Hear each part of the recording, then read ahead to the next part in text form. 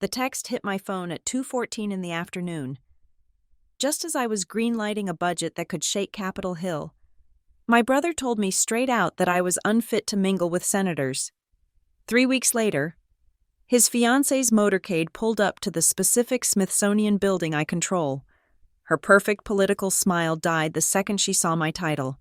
The shock was not my job, but the reason he had tried to keep me invisible.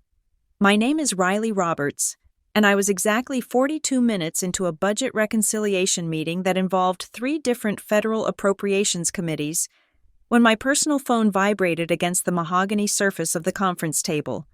It was 2:14 in the afternoon on a Tuesday. The sky outside the floor-to-ceiling bulletproof windows was that particular shade of slate gray that only Washington, D.C., seems to produce in December, a color that suggests impending snow or pending legislation, both equally capable of ruining your commute. I usually ignore personal texts during executive sessions, especially when the director of facilities is trying to explain why the humidity control in the East Wing will cost an extra $200,000 to overhaul.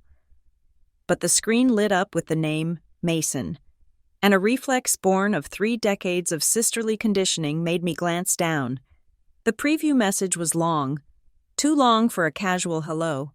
It had the distinct, chunky paragraph structure of a text that had been drafted in the Notes app, edited for maximum deflection, and then pasted into iMessage.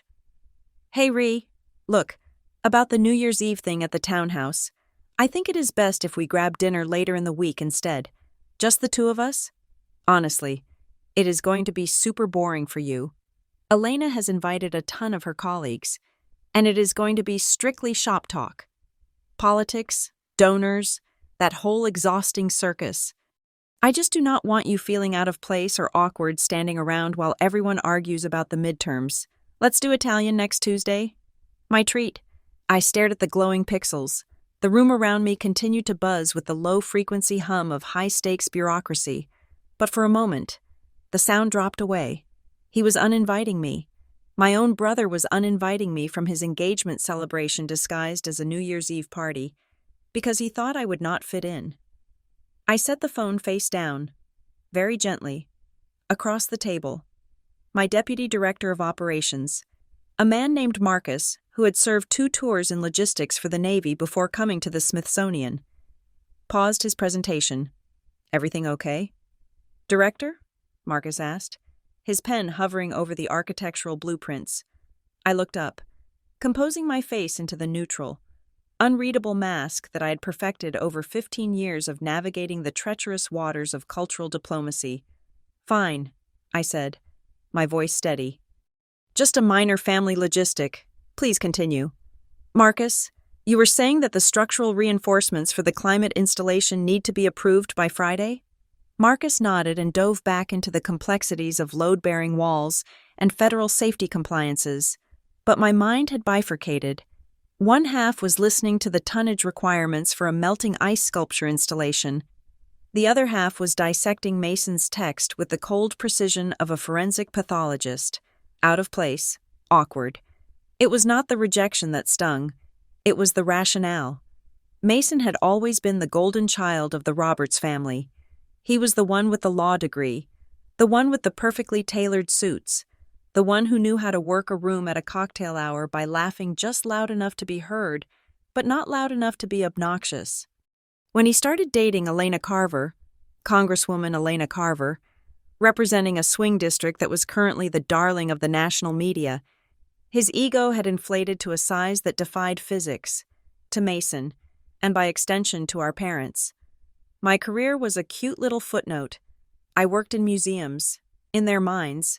My days were spent dusting dinosaur bones or selling astronaut ice cream to field-tripping middle schoolers. They heard Smithsonian, and they thought of a quiet, dusty attic where history went to sleep.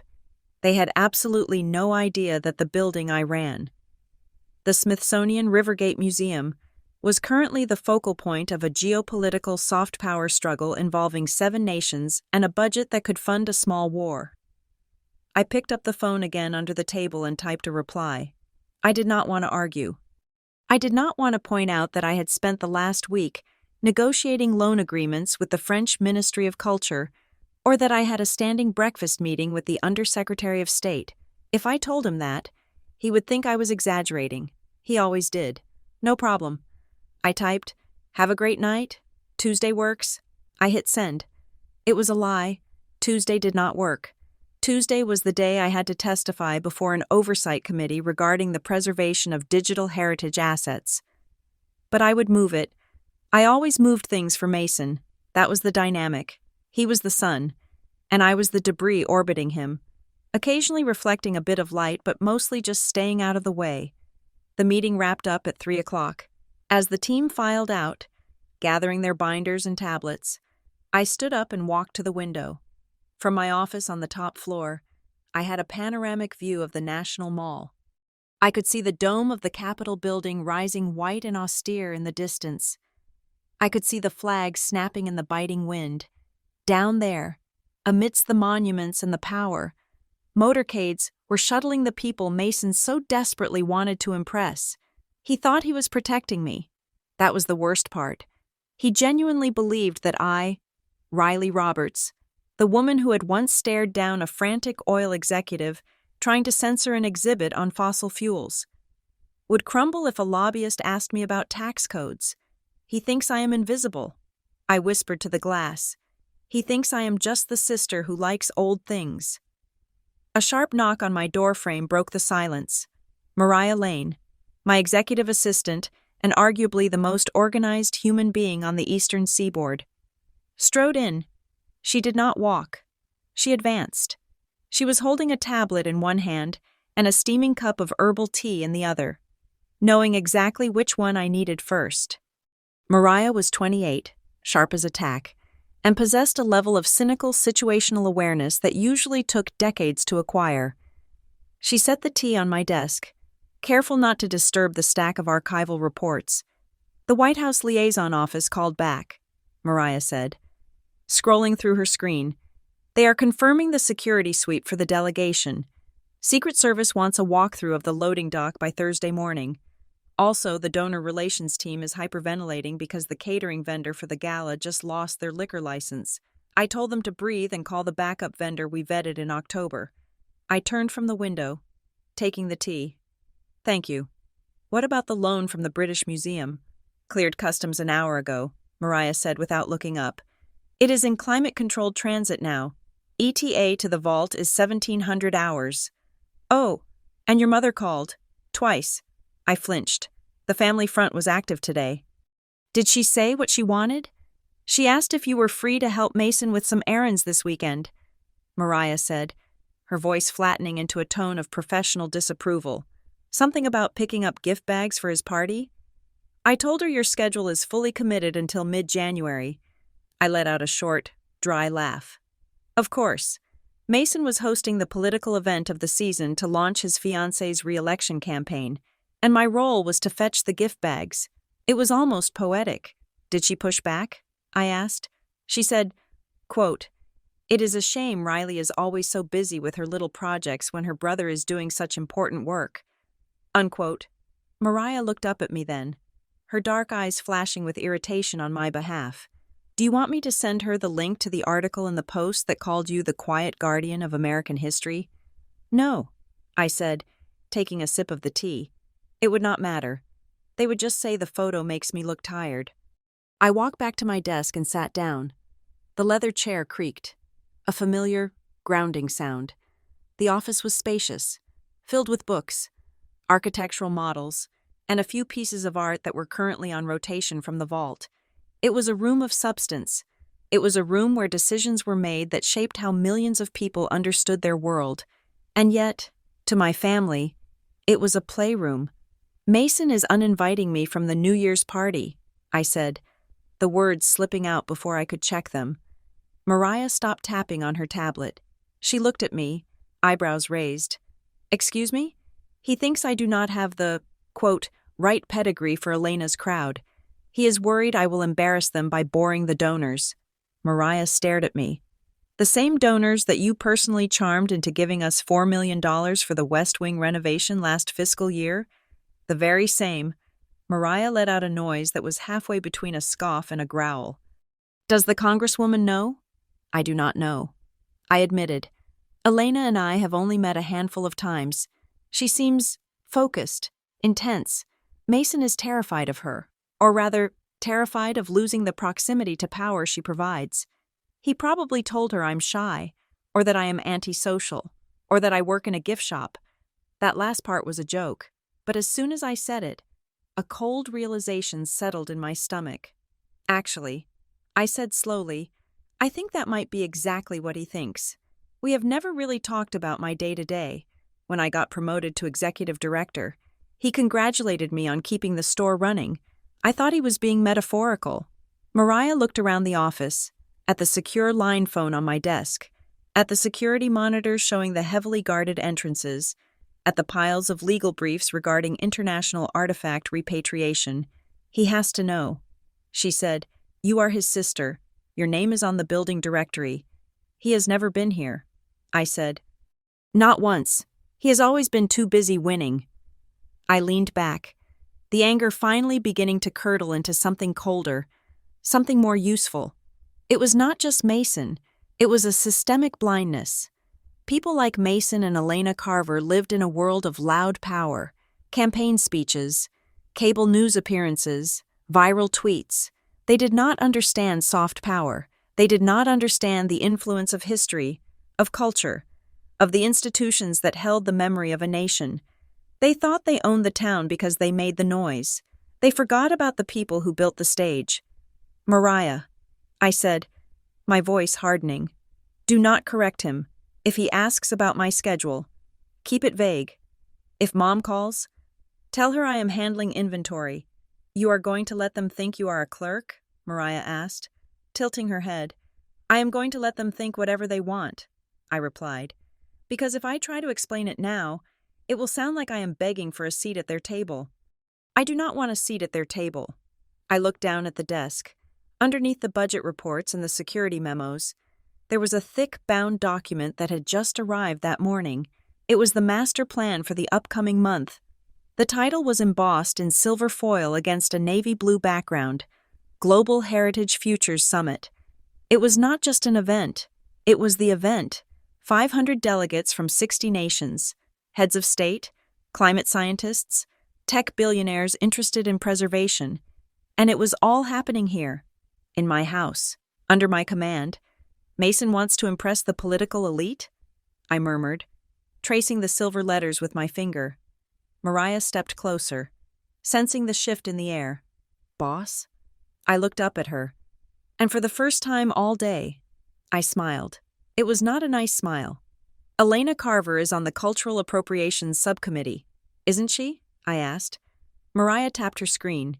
Yes, she is the ranking member. And this summit, I continued, my eyes locking onto the document, it is funded partially by a grant that falls under her oversight, which means she has to be here. Mariah finished, a slow grin spreading across her face. Officially, she has to tour the facility. I said, she has to inspect the venue. She has to shake hands with the leadership to show she is supporting the arts. I picked up my pen and circled the date on the cover of the document.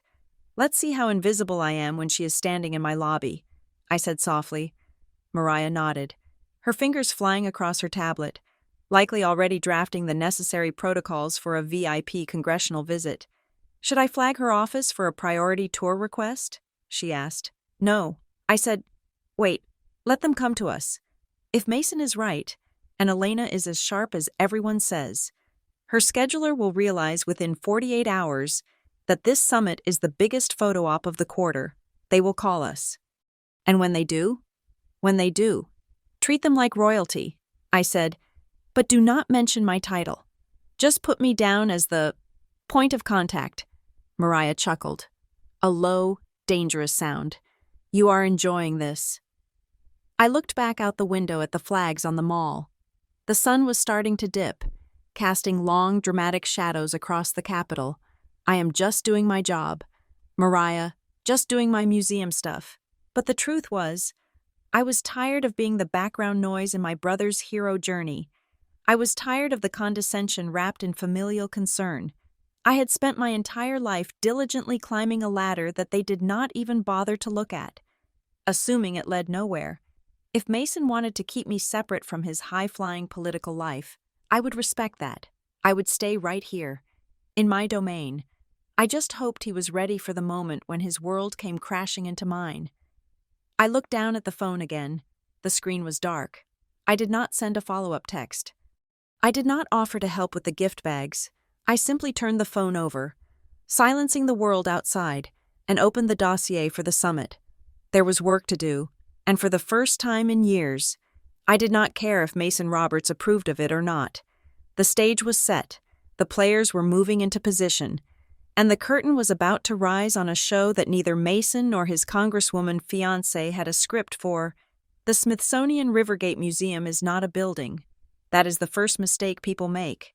They see the sweeping glass curvature that hugs the Potomac River, the limestone facade that glows pale gold in the sunset, and the polite signage near the metro stop, and they think it is a passive container for old things.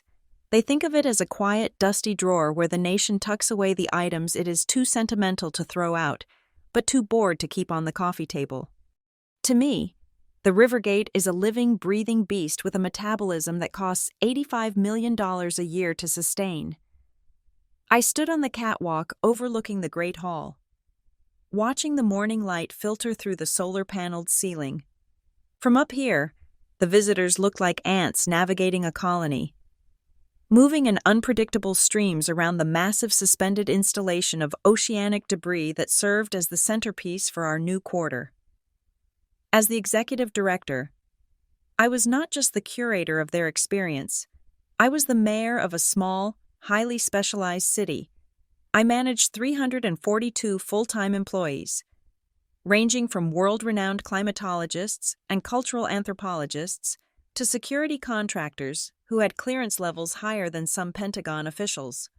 I oversaw 5 distinct research laboratories buried 2 floors below the water table, a digitization archive that held petabytes of cultural data, and a philanthropic endowment that required the kind of diplomatic finesse usually reserved for peace treaties. When people asked me what I did, and I told them I ran a museum, they usually smiled with a soft, patronizing warmth. They imagined me arranging track lighting or writing little placards about clay pots.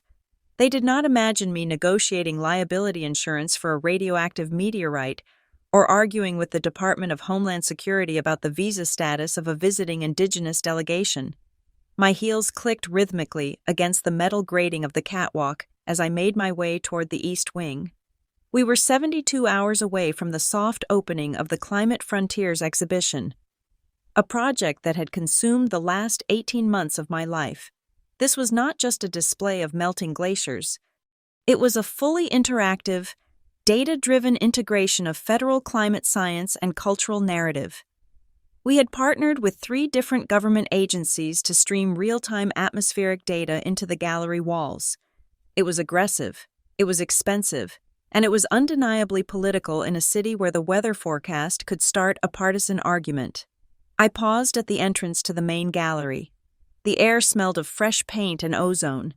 Technicians were calibrating the projection maps on the floor, turning the concrete into a swirling interactive map of global ocean currents. Dr. Roberts, I turned to see Sarah Chen, my lead curator for the project. Holding a tablet with white-knuckled intensity, she looked like she had not slept since the previous administration. The sensors in the Arctic simulation are lagging by 3 seconds, Sarah said, her voice tight. The vendor says it is a bandwidth issue with the firewall. If we do not fix it, the immersive loop is going to look like a bad video game from the 90s. I took the tablet from her, scrolling through the diagnostic report. It is not the bandwidth, I said, tapping the screen. It is the security encryption on the incoming federal data stream. The firewall is treating the packet size as a denial of service attack. Tell IT to whitelist the IP range from the NOA. A servers specifically, not just the general domain. I authorized the exception last week. Sarah blinked, then exhaled a breath she seemed to have been holding for an hour. Right. Okay. I will tell them. Thank you. Riley. I handed the tablet back. You are doing great. Sarah, go get some coffee. Charge it to my discretionary fund, As she hurried away, I felt that familiar, quiet hum of satisfaction. This was the work. It was solving 10,000 invisible puzzles so that a tourist from Iowa could walk in and feel something profound without knowing why. It was the architecture of understanding, but as I walked back toward the administrative elevators, my mind drifted involuntarily to the text message I had received 3 weeks ago. The contrast between my reality and my family's perception of my reality was a chasm that had existed for as long as I could remember, growing up. Mason was the sun around which the Roberts household orbited. He was loud, charismatic, and possessed the kind of effortless confidence that convinced people he was right even when he was factually wrong. When he announced he was going to law school, my parents threw a dinner party that lasted until 2 a.m. My father toasted to Mason's future, calling him a gladiator in a suit. When I announced I was pursuing a doctorate in anthropology with a focus on institutional memory, my mother had patted my hand and asked if that meant I would be working in a library. "It will be a nice, peaceful life for you, Riley," she had said, passing the mashed potatoes. "No stress, just you and your books. Peaceful." I stepped into the elevator and punched the code for the executive suite. They saw Mason's world, the courtrooms, the campaign trails, the billable hours, as the arena of consequence. They saw my world as a hobby that had gotten out of hand. They did not understand that while Mason argued about the interpretation of laws written 200 years ago, I was preserving the very identity of the civilization those laws were meant to govern. When the elevator doors slid open, the chaotic energy of the executive suite hit me. Phones were ringing, interns were power walking with folders. The Global Heritage Futures Summit was bearing down on us like a freight train. This was not just a museum event, it was a diplomatic convergence. We were hosting delegations from 60 countries to discuss the preservation of heritage sites in the face of climate disaster. The guest list included 3 former heads of state, 12 ambassadors, and enough security detail to invade a small island nation. Mariah was waiting at my office door, her posture rigid. "We have a situation with the seating chart for the gala dinner," she said, falling into step beside me as I walked into my office. "The French delegation refuses to sit near the heavy industry lobbyists, and the EPA representatives are asking why they are at table 9 instead of table 4. "Move the lobbyists to the balcony tier," I said. "Dropping my bag on the desk, tell them the view is better, and put the EPA at table 5. It is closer to the podium. What else?" Mariah swiped left on her tablet. "We have a request for a private pre-tour." I sighed, sitting down and booting up my monitors. "Mariah, we have blackout dates for tours until after the summit launches. The galleries are still being prepped. There are ladders everywhere." "I know," Mariah said, "but this one came through a back channel. It is flagged as VIP, priority. They want to see the facility before the delegates arrive. They want the full director-level walkthrough." I looked up at her. "Who is it?" She hesitated. The request came from a scheduling office on the Hill.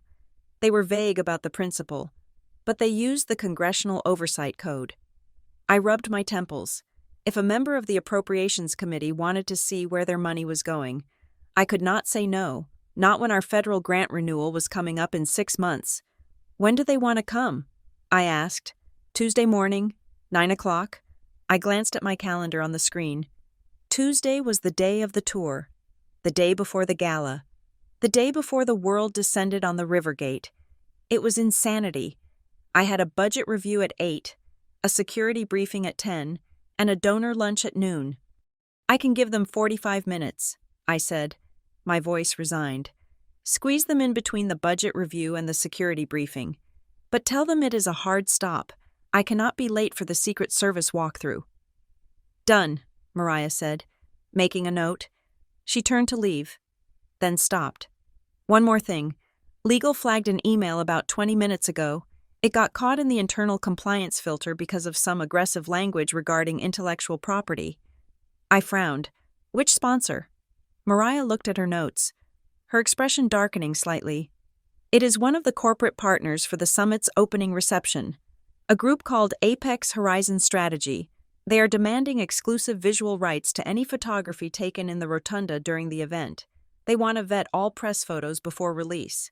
I laughed. A sharp, incredulous sound. Absolutely not. This is a federal institution, not a private nightclub. The press has full access to the public areas. Who do they think they are dealing with? That is the thing, Mariah said. The contact person on the email referenced a prior verbal agreement with external counsel. They claim they were promised control over the optics. External counsel? I spun my chair around to face her fully. We do not use external counsel for event logistics. We have an entire legal department downstairs. Mariah shrugged. I am just telling you what the email said. I forwarded it to your inbox. You might want to look at the signature block. She walked out, leaving the door slightly ajar. I turned back to my screens, the annoyance simmering in my chest. Corporate sponsors were always pushy, trying to slap their logos on everything from the napkins to the exhibit glass, but demanding veto power over press photos was a new level of arrogance. I opened my email client and found the flagged message. The subject line read, Urgent regarding media protocol/Apex Horizon. I scanned the text. It was standard corporate bullying, words like brand alignment and proprietary image control scattered throughout.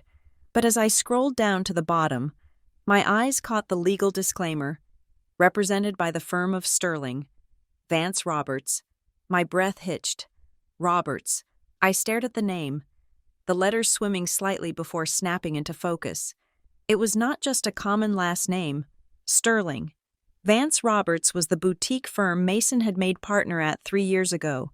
It was the firm that bragged about handling the difficult clients, the ones who needed aggressive cleaners and fixers. I felt a cold prickle of unease crawl up the back of my neck. Mason's firm was representing a sponsor for my summit. I leaned back in my chair, the leather creaking under the shift in weight. Mason had never mentioned Apex Horizon strategy to me. He knew I was running this summit. If he was representing a sponsor, the conflict of interest forms should have been filed months ago. There were protocols. There were disclosure requirements. I looked at the name of the sponsor again. Apex Horizon Strategy. It sounded generic, like a shell company or a holding group for something else. Why did that name feel so familiar? I closed my eyes, digging through the mental files of casual conversations and family dinners I had endured over the last year. I could hear Mason's voice, bragging over Thanksgiving turkey, holding a wine glass by the stem. I just landed a whale, Mom, energy sector. But they are trying to pivot. They need a facelift. They need to look like they care about the future. He had laughed then, a sound that was charming to everyone but me. They have money to burn, and they need the right stage. I opened my eyes and looked at the email again. They need the right stage. The Smithsonian Rivergate was the most prestigious stage in Washington, and the Climate Frontiers exhibition was the perfect backdrop for a company trying to greenwash a dirty reputation. My stomach turned. It was a physical sensation, a heavy drop of lead.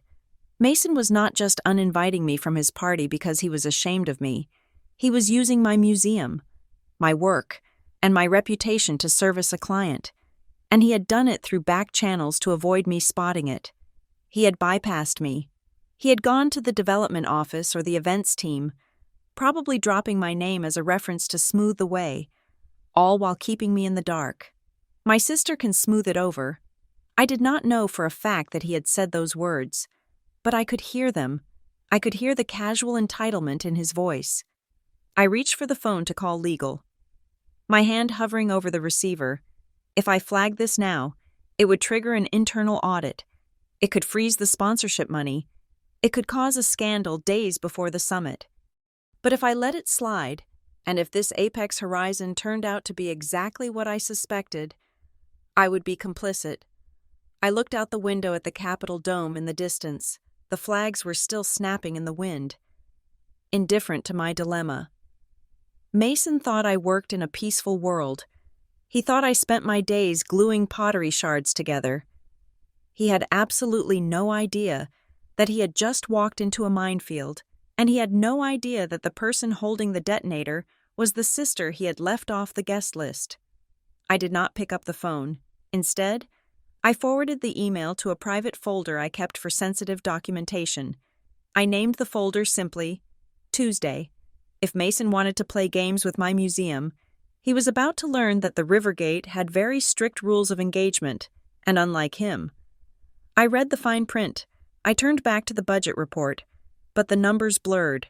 The anger was there, certainly, but beneath it was something sharper: clarity. The pieces were moving: the VIP tour, the pushy sponsor, the silence from my brother. It was all converging on this building. I typed a quick message to Mariah: approve the tour for Tuesday, and pull the full corporate file on Apex Horizon. I want to know who sits on their board. I hit send. Let them come. Let them all come. I would be waiting at the door, and I would be wearing my badge. The official request landed on Mariah's desk at 8:15 on Monday morning, printed on congressional letterhead that was heavy enough to use as a weapon. Mariah walked into my office, holding the paper by the corner as if it were contaminated evidence. She did not say a word. She simply placed it on top of my daily briefing binder and stepped back, crossing her arms over her chest. I picked it up. The seal of the United States Congress was embossed in gold at the top. Below it, the language was precise, demanding, and cloaked in the polite fiction of diplomacy. The Office of Congresswoman Elena Carver requests a priority site visit and facility orientation for the upcoming Global Heritage Futures Summit. The Congresswoman wishes to inspect the federal investment in climate resilience narratives. I scanned down the page. Tour to be conducted by the Executive Director. Media team will accompany the Congresswoman to document her commitment to cultural institutions. I looked up at Mariah. They requested me by title. I said, "They did." Mariah replied, her face impassive, and the scheduler emphasized that the Congresswoman wants to discuss, and I'm quoting here, high-level strategic alignment with the museum leadership. They want the boss. Riley. I set the letter down. It was almost funny. Elena Carver's team had done their due diligence on the building, the budget, and the optics, but they had clearly failed to check the personnel file. To them, the executive director was just a functionary, a faceless bureaucrat who unlocked doors and smiled for photos. "Does the scheduling office know," I asked, "about the family connection?" Mariah shook her head. "I ran a search on their intake forms. There is no conflict of interest disclosure listed. As far as her staff is concerned, you are just Dr. Roberts, the administrator." I leaned back in my chair. The city outside was waking up, the traffic on Independence Avenue thickening into its usual gridlock. "Do you want me to flag it?" Mariah asked softly. "I can call her chief of staff. Tell them it might be awkward." "No," I said. I stood up and walked to the closet to retrieve my blazer. "If we flag it, it looks like we are making it personal. If we decline, it looks like we are hiding something. We treat this like any other VIP request. We follow the protocol to the letter." Mariah nodded, though I could see the worry in her eyes. "And the media team?" she asked. "Let them come," I said, buttoning the blazer. "If she wants to take pictures in front of the melting glacier simulation, that is her prerogative. It is public property."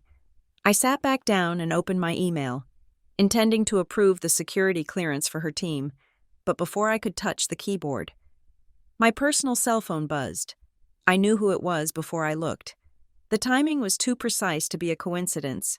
I let it ring twice, taking a slow breath before answering. "Hello? Mason? Riley?" His voice was low, clipped, and echoed slightly, as if he were calling from a stairwell or a bathroom. "Did you get the request?" "Good morning to you too," I said, keeping my voice flat. "If you mean the request for a tour from your fiancé's office." "Yes, it is on my desk." "Okay, listen," he said, the pace of his speech accelerating. "I need you to do me a solid here. Elena's team is pushing for this. They think it is good optics for the environmental vote.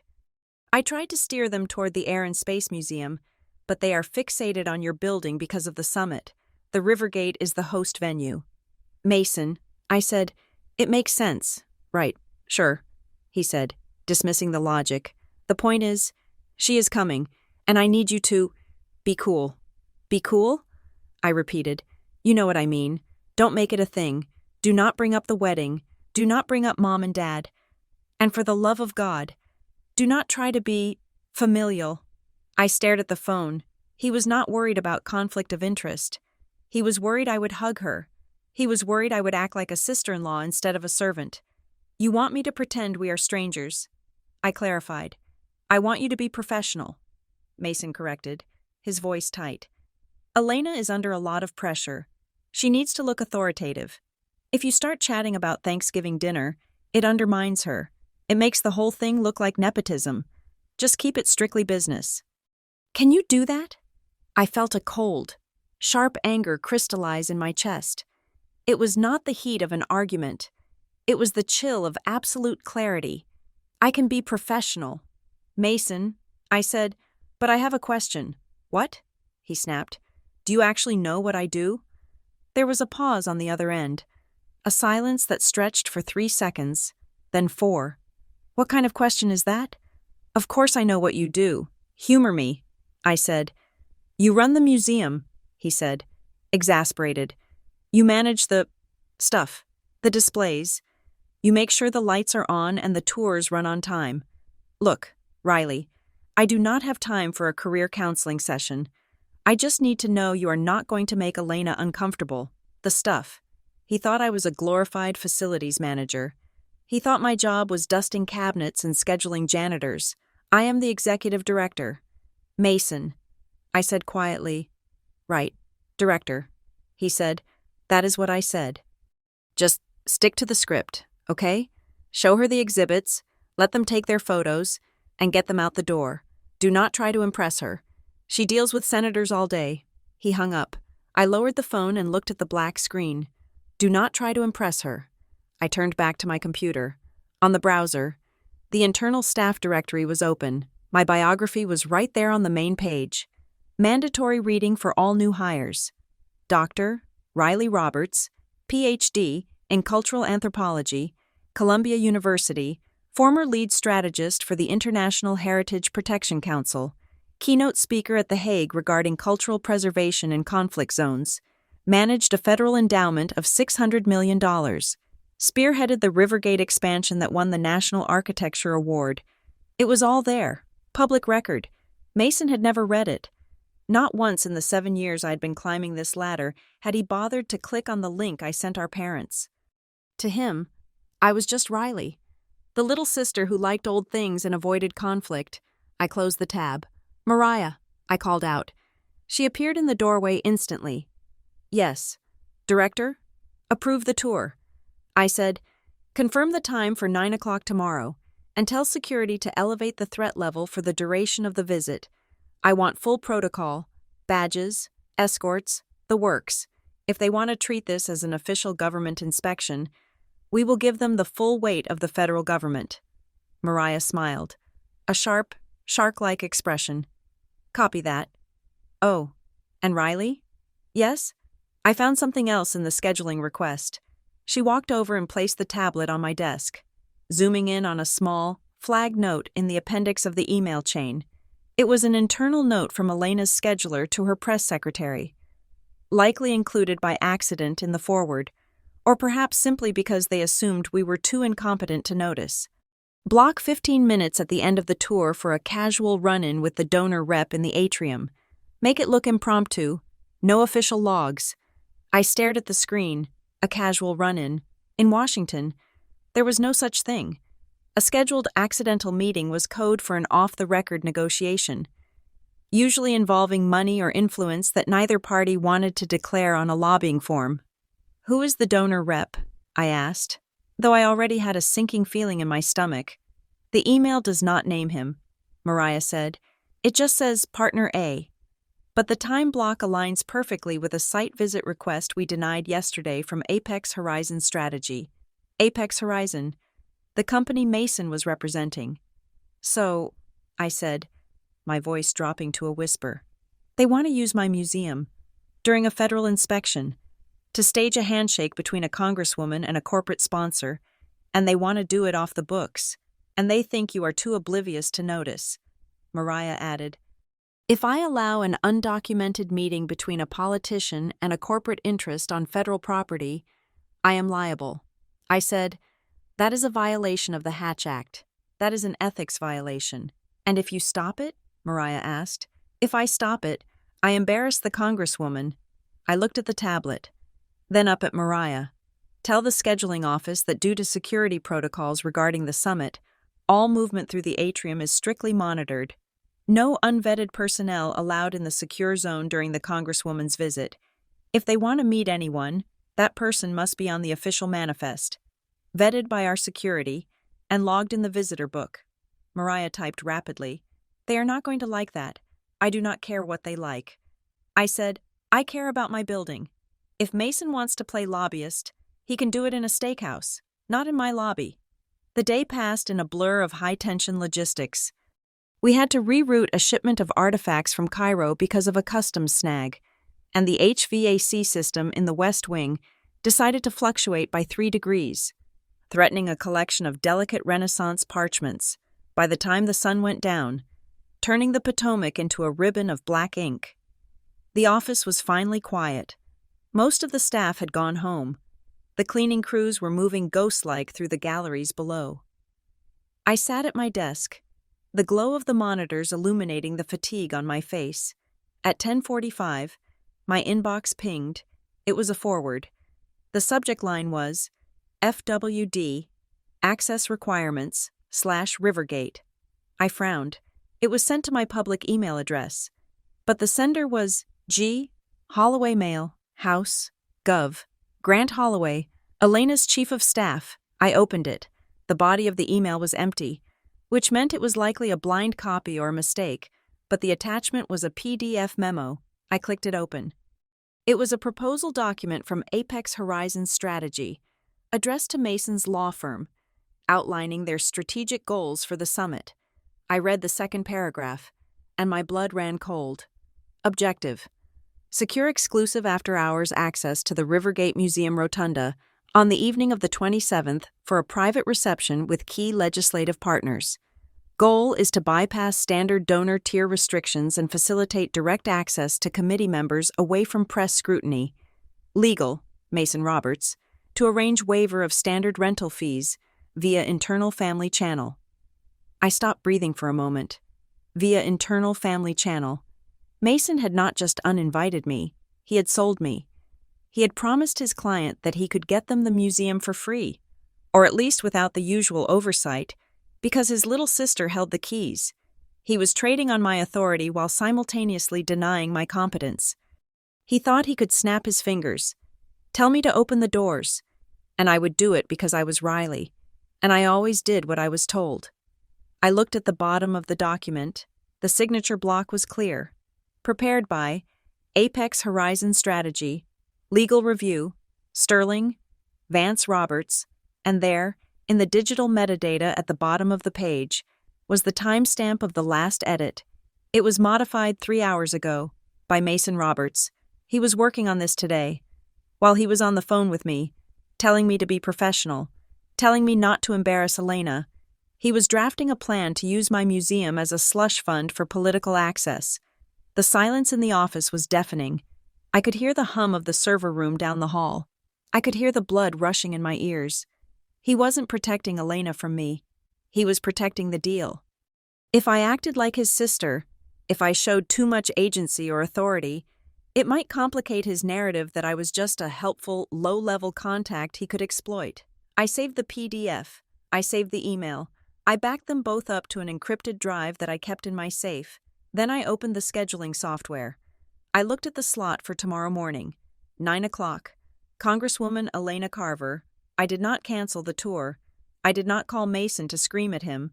I did not reply to the email. Instead, I opened the protocol handbook, a 300-page document that governed every single interaction within the Smithsonian institution. I turned to Section 4, Paragraph C, Procedures for documenting undisclosed lobbying attempts on federal property. If they wanted a tour, they were going to get a tour, but they were entering a world where rules were not suggestions, and where the internal family channel they were banking on had just been permanently disconnected. I stood up and walked to the window. looking down at the empty National Mall. "See you tomorrow." "Elena," I whispered. I turned off the lights, leaving the office in darkness, save for the blinking red light of the security system. Armed and ready. The morning of the tour arrived with the kind of aggressive precision that only a federal motorcade can provide. At 8:45, 15 minutes ahead of schedule, 3 black SUVs with government plates rolled up the circular drive of the Rivergate. They moved like sharks in formation, cutting through the crisp December air before coming to a synchronized halt at the base of the limestone steps. I was standing just inside the glass atrium doors, flanked by Mariah and the head of our security detail, a former Secret Service agent named David who took his job very seriously. Outside, the press pool that Elena's office had arranged was already jockeying for position. There were about a dozen of them, cameras mounted on tripods, microphones wrapped in foam, all angled to capture the Congresswoman against the backdrop of the international flags that lined our plaza. They were here to document Elena Carver, the environmental champion, inspecting the site of the upcoming global summit. They were expecting a photo opportunity with a generic administrator. They had no idea they were about to film a family reunion. "Open the doors, please," I said to the security guard. I stepped out into the cold. The wind was biting, whipping the hem of my coat, but I did not feel it. I felt a strange, crystalline calm.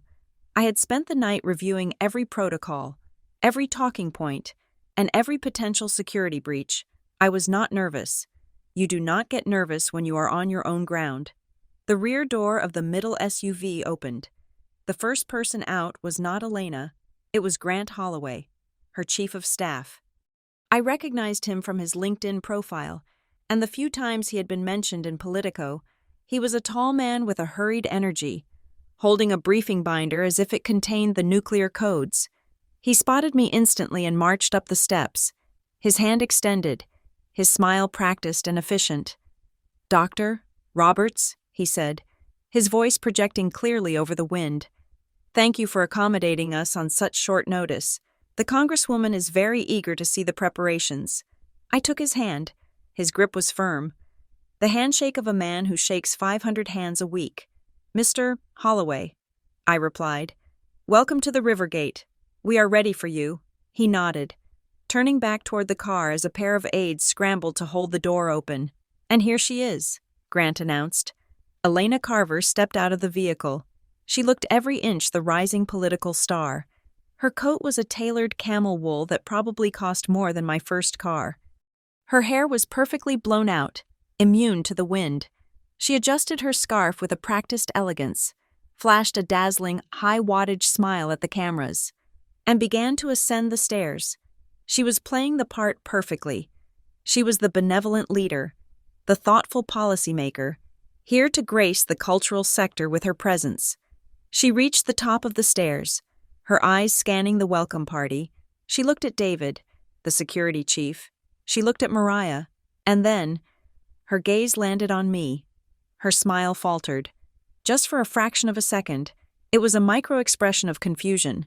Her brain was trying to reconcile two disparate pieces of data. Context A, the Smithsonian executive director she was here to meet. Context B, her fiancé's quiet, unobtrusive sister whom she had met twice at family barbecues and ignored both times. She stopped 2 feet in front of me. The cameras were clicking rapidly now, a sound like a swarm of mechanical cicadas. I did not wait for her to process it. I did not give her the time to recover. "Congresswoman Carver," I said, my voice steady and pitched perfectly for the microphones. "It is a pleasure to welcome you. I am Riley Roberts, the executive director of the Smithsonian Rivergate Museum." The silence that fell between us was invisible to the cameras, but it was deafening to everyone within earshot. Elena blinked. Her mouth opened slightly, then closed. The political mask slipped, revealing a flash of genuine, unadulterated shock. "Riley?" she stammered. Her voice was not the projected baritone she used for speeches. It was thin. "Roberts, as in Mason's sister?" I nodded once, a polite, professional acknowledgement. "Yes, Congresswoman, please, come inside. We have a tight schedule, And I know you want to see the Climate Frontiers installation before the press briefing. I stepped aside and gestured toward the open doors. Elena did not move immediately. She looked at Grant, who was frowning, confused by the break in her rhythm. Then she looked back at me. I could see the gears turning. She was realizing that the woman she had dismissed as doing museum stuff was the same woman currently holding the door open for her with the authority of a federal agency behind her. "Right," she managed to say, forcing the smile back onto her face, though it looked brittle now. "Of course. Thank you. Director?" We walked into the atrium. The warmth of the building enveloped us. The Great Hall was spectacular in the morning light, the suspended oceanic sculpture casting complex shadows across the granite floor. Staff members were moving purposefully in the background, but they all paused and nodded respectfully as we passed. They were nodding at me, not her. I took the lead. I did not ask for permission. This was my tour.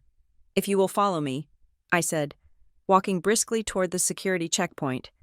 "We will start with the archives and preservation vaults on the lower level, then move up to the research wing, and finish with the summit venue." Grant hurried to catch up, pulling out a notepad.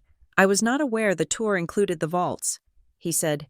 "Usually, VIP visits are restricted to the public galleries." "Usually, yes," I said over my shoulder. "But since the Congresswoman sits on the Appropriations Committee, I thought it was vital she see where the federal preservation budget is actually utilized. It is one thing to see the exhibit, it is another to see the science that substantiates it." Elena was walking beside me now, her heels clicking rapidly to match my stride. She looked around the atrium, her eyes darting to the donor wall, the security stations, the sheer scale of the operation. I did not realize the facility was this extensive. She said quietly, "Mason mentioned you worked at the Smithsonian, but he made it sound smaller." I stopped at the elevator bank and swiped my security badge. The panel flashed green. "Mason has never visited," I said simply. The doors slid open. I ushered them inside. We descended to the sub-basement levels. When the doors opened again, we were not in a pretty museum gallery. We were in a high-tech, climate-controlled corridor that looked more like a NASA facility than an art repository. "This is the Cultural Data Preservation Center," I explained, leading them down the hall, through the glass walls on either side. They could see rows of server racks and technicians in white coats working on digital imaging stations. "We are currently digitizing at-risk heritage sites from 22 nations," I continued, my voice echoing slightly in the sterile hallway. "The data you see here is being used to model the impact of rising sea levels on coastal archaeological sites. We share this telemetry with the Department of Defense and the United Nations." Elena stopped walking. She stared through the glass at a large monitor displaying a 3D topographical map of a Pacific island chain. "The Department of Defense?" she asked. "You work with the Pentagon?" "Frequently," I said. "Cultural heritage is a national security issue. If a population loses its history, it destabilizes the region. We provide the data that helps peacekeeping forces avoid targeting sensitive sites. It is part of the soft power initiative I outlined in the strategic plan last year." Grant was writing furiously now. We missed that in the briefing materials," Grant muttered. I turned to him. "It is on page 4 of the annual report." Elena looked at me, really looked at me. The condescension was gone, replaced by a creeping sense of disorientation. She was realizing that while she was playing politics, I was playing geopolitics. We moved on to the restoration labs. I introduced her to the head of the chemistry department, a Nobel laureate who was currently analyzing atmospheric particles trapped in 19th century landscape paintings. I spoke with him about isotopic analysis and grant funding cycles. Elena stayed silent. She had no talking points for this. She had come prepared to smile at some old pottery and talk about community engagement. Instead, she was standing in a room where people were using particle accelerators to read history. By the time we took the elevator back up to the main exhibition floor, the dynamic had completely shifted. Grant was no longer leading the entourage. He was trailing behind me, asking questions about budget allocation. Elena was pale. We walked into the Climate Frontiers Gallery. It was impressive. A 300-degree projection of the Arctic ice shelf that responded to the movement of the visitors. The press was waiting here. They had set up a designated zone near the entrance. When they saw us approach, the flashbulbs erupted again. "Director Roberts! Congresswoman! Over here!" Grant leaned in toward Elena. "This is the money shot," he whispered. "Look engaged. Point at something." Elena stepped forward, but her confidence had evaporated. She pointed vaguely at a display of ice core samples. I stepped in next to her. "Actually, Congresswoman, if you stand here," I said, gently guiding her a few feet to the left, "you will be framed by the real-time carbon data stream from the Mauna Loa Observatory. It emphasizes the legislative urgency of the issue." I pointed to the scrolling red numbers on the wall. "This data feed is part of the initiative I testified about before your subcommittee last February." I added casually, regarding the integration of federal science into public spaces. Elena froze. She turned to me, her eyes wide. You testified?" "Yes." I said, "On the 14th. You were absent that day for a fundraising luncheon. I believe. But your staff sent over some very helpful written questions." Grant stopped writing. He looked up, his face draining of color. He remembered the hearing. He remembered the expert witness who had dismantled the opposition's arguments with calm, irrefutable data. He just had not connected the name Dr. Roberts on the witness list to the Mason's sister on the wedding invite. The photographers were yelling for us to look at the camera. "Dr. Roberts, put your hand on the display. Congresswoman, smile at the director." I turned to the camera and smiled. It was a genuine smile. I was proud of this room. I was proud of my team. Elena turned to the camera, but her smile was a rictus of panic. She looked like someone who had just walked into a room she thought was a closet and found a cathedral. The flashbulbs blinded us for a moment. Once the photo op was over, Grant signaled that they needed to wrap up. He looked exhausted. "Thank you, Dr. Roberts," he said, closing his notebook. "This has been illuminating. Truly. We have one last stop," I said. Grant checked his watch. "We are running tight on time. Director, it is the executive suite." I said, "It overlooks the mall. I thought the Congresswoman might want to see the view before she leaves. It is the best vantage point in the city." Elena looked at me. There was a question in her eyes. "Why are you doing this?" I lead the way. We took the private elevator to the top floor. When the doors opened, the hush of the executive wing settled over us. I walked past the assistants, past the conference rooms, to the double doors at the end of the hall. I swiped my badge and pushed the doors open. My office was flooded with winter sunlight. The panoramic window framed the Capitol building perfectly, placing it right in the center of the glass. The room smelled of old paper and expensive coffee. Elena walked in slowly. She looked at the floor-to-ceiling bookshelves. She looked at the architectural models of the museum expansions. She looked at the large oak desk covered in briefing papers, high-level correspondence, and a secure phone line. She walked to the window and looked out. From this height, the people down below were just specks. "This is your office?" she asked, her voice barely a whisper. "Yes," I said, standing behind her. She turned around. She looked at the nameplate on the desk. "Riley Roberts, Executive Director," Mason said. She started, then stopped. She shook her head. A small, baffled movement. "Mason told me you worked in administration. He made it sound like you were a secretary. Mason sees what he wants to see." I said. She looked at me, and for the first time, I saw the politician vanish completely. What was left was a woman who was smart enough to know she had been lied to, and embarrassed enough to realize she had been complicit in the lie. "I did not know. Riley," she said. "I swear, I did not check." "I just assumed. You assumed I was irrelevant," I said. "It was not an accusation. It was a statement of fact." She flinched. "I assumed you were not part of this world." She corrected. "I am not part of the political world." "Elena," I said, walking over to my desk and leaning against it, "I do not run for office. I do not ask for votes. but I safeguard the things that this country is supposed to stand for. And in this building, on this ground, that makes me the person you need to talk to, not Mason." She stared at me. The mention of Mason seemed to snap something into focus for her. She looked around the room again, really seeing the power it represented. She had come here thinking she was doing her fiancé's little sister a favor.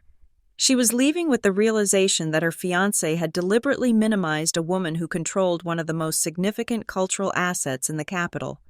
Grant cleared his throat from the doorway. "Congresswoman, we really have to go." "The donor luncheon," Elena nodded absently. She looked at me one last time. "Thank you for the tour." "Riley," she said, "you are welcome." "Congresswoman," I replied, "I will see you at the gala tomorrow night." She paused. "Right," she said, "the gala." She turned and walked out. Grant followed her, shooting me a look that was a mixture of apology and fear. I stood alone in my office. I watched through the window as they walked down the front steps to the waiting SUVs. I saw Elena stop before getting into the car. She looked back up at the building. She looked up at the top floor. She knew now. Mason had spent years building a fence around me, telling everyone I was too small to see over it. Today, I had not just looked over the fence, I had torn it down and built a skyscraper on top of it. And the best part? I had not said a single mean word. I had just done my job. I walked to my desk and sat down. My heart was beating a little faster than usual. A steady, rhythmic thud. I picked up the phone and dialed Mariah. "They are clear," I said. "How did it go?" she asked. "I think we clarified the chain of command." I said, "Good," Mariah said. "Because that donor rep? The one from Apex Horizon? He just called the main line. He is asking why his access badge for tomorrow night hasn't been issued yet." I smiled. "Tell him it is pending legal review." I said, "And Mariah?" "Yes." "Print the email I found last night, the one with Mason's signature. Put it in a folder. I have a feeling I'm going to need it sooner than I thought." Elena Carver was smart. Now that she had seen the truth about me, she would start asking questions about everything else Mason had told her, and when she started pulling that thread, the whole suit was going to unravel. I turned back to my computer. The summit was 24 hours away. The world was coming to my door, and I was ready. "Grant, I need a moment with Director Roberts alone." The request was quiet, but it carried the weight of a gavel strike. We were still standing in my office, the sunlight streaming in from the National Mall. But the air had thickened significantly since the tour ended. Grant Holloway looked at his boss, then at me. He started to open his mouth, likely to cite the schedule or the donor lunch, but he saw something in Elena Carver's eyes that made him close it immediately. He gestured for the press secretary and the security detail to exit.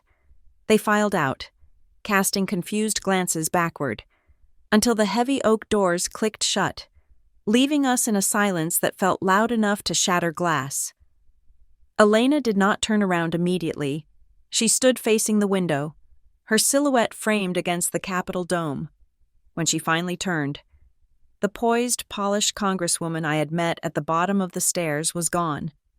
In her place was a woman who looked like she had just realized she was standing on a trapdoor. "He told me you worked in the gift shop," she said. Her voice was devoid of inflection. It was just a flat delivery of a fact she was trying to process. I stayed seated at my desk, my hands folded on top of the briefing binder. "He did not use those exact words, I am sure," I replied, keeping my tone even.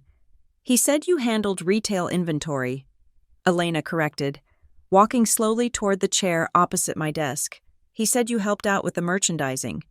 Last Thanksgiving, when I asked why you were not at the main table, he said you were shy and preferred to stay in the background because your job was low stakes." She sat down, sinking into the leather as if her legs had suddenly lost the ability to support her.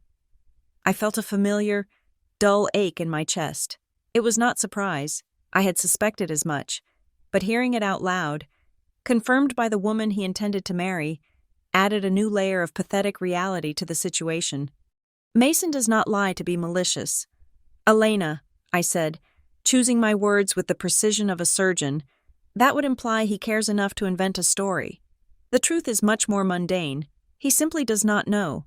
He has never asked. To Mason. I am the little sister who did not go to law school.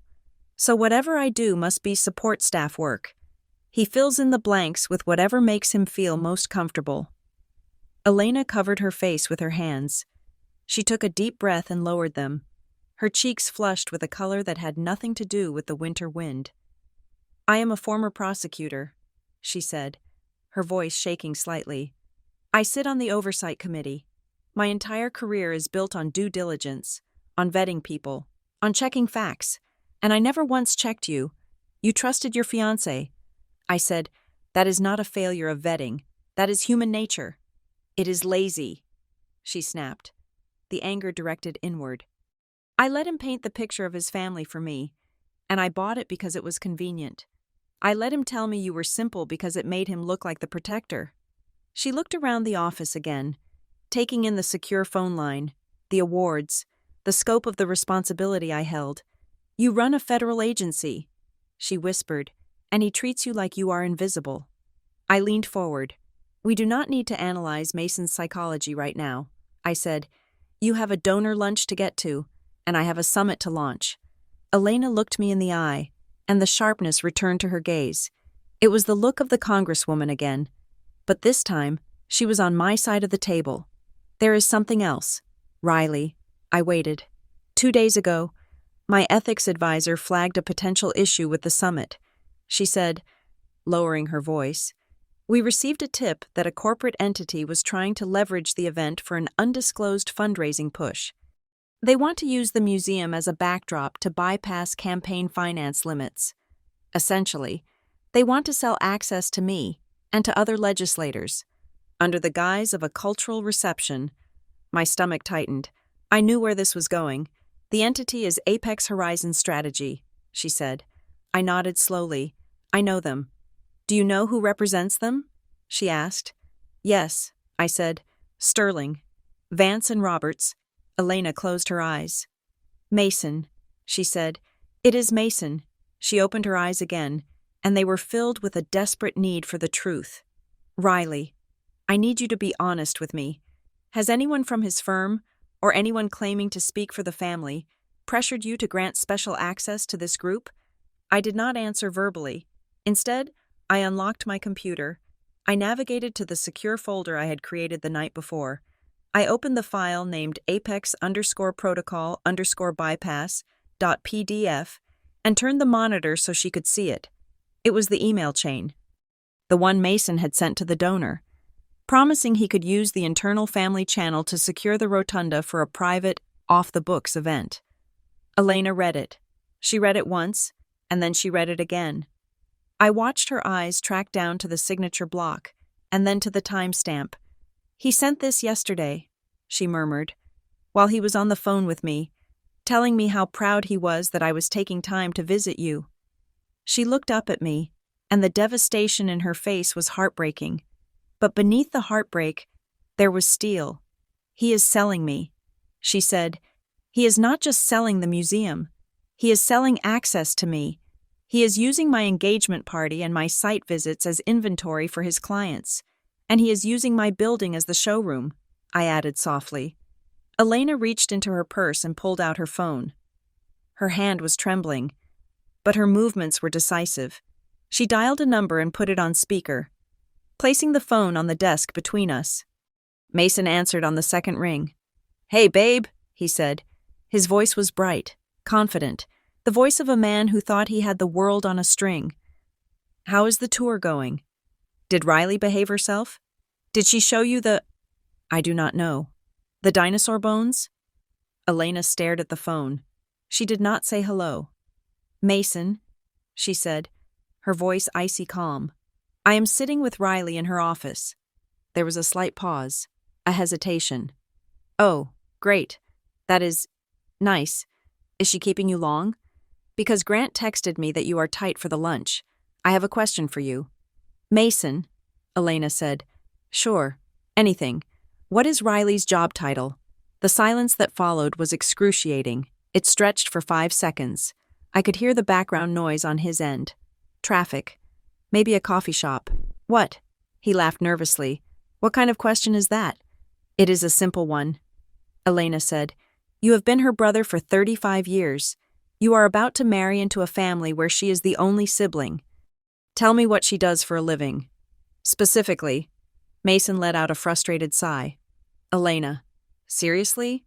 She works at the Rivergate. She manages the exhibits. She is an administrator. I do not know the exact HR terminology. Okay? She helps keep the place running. Why are you doing this? Is she there? Put her on. Elena did not put me on. She is the executive director.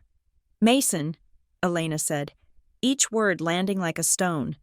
She oversees a budget of $85 million. She manages 300 people. She testifies before Congress. There was another pause, a longer one. Okay, look, Mason said, his voice shifting from confusion to defensiveness. So she got a promotion. Good for her.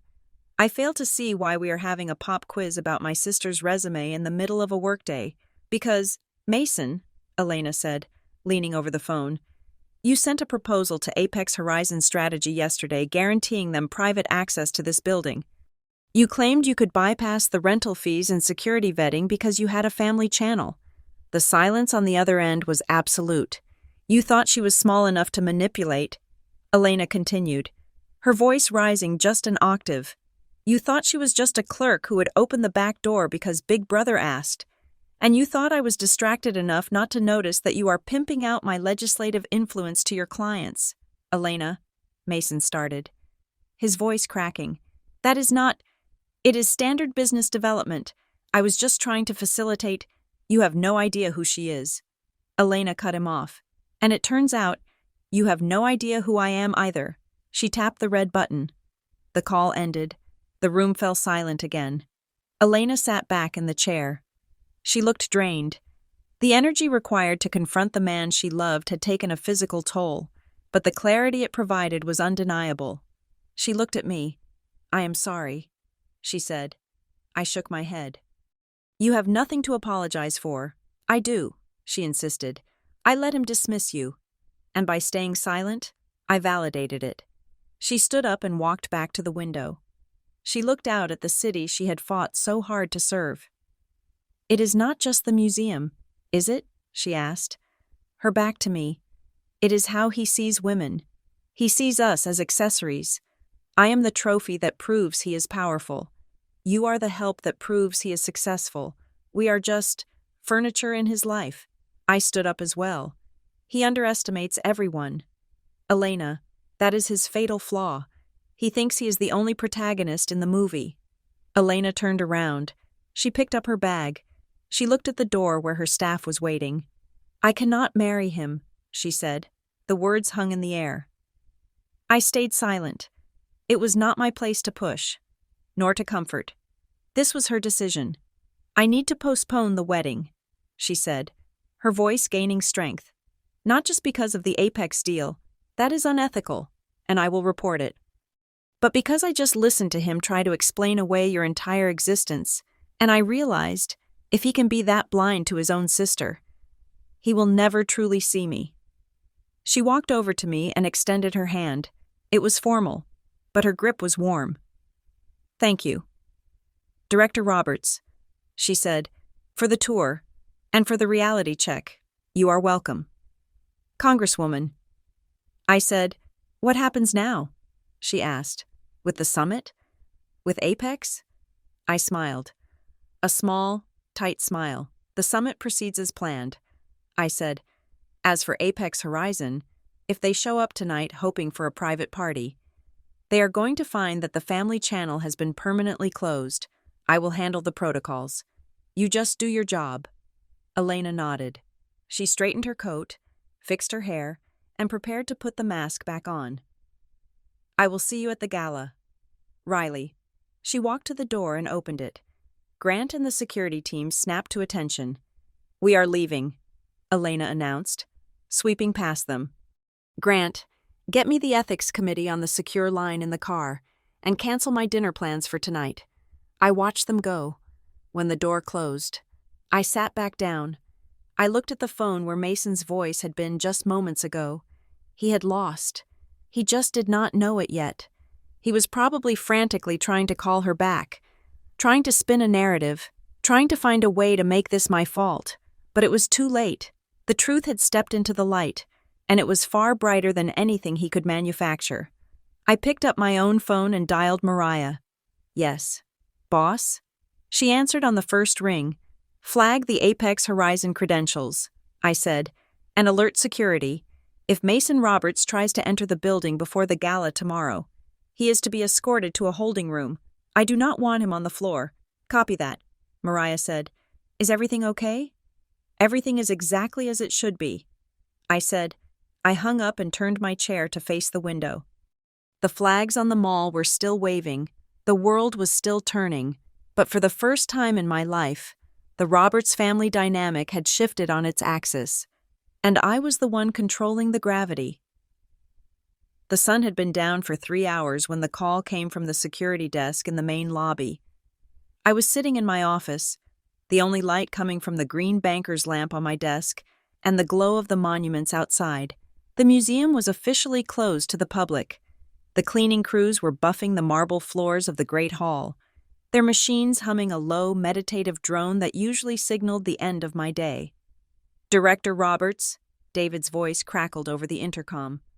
I have a Mason Roberts here. He is demanding access to the executive suite.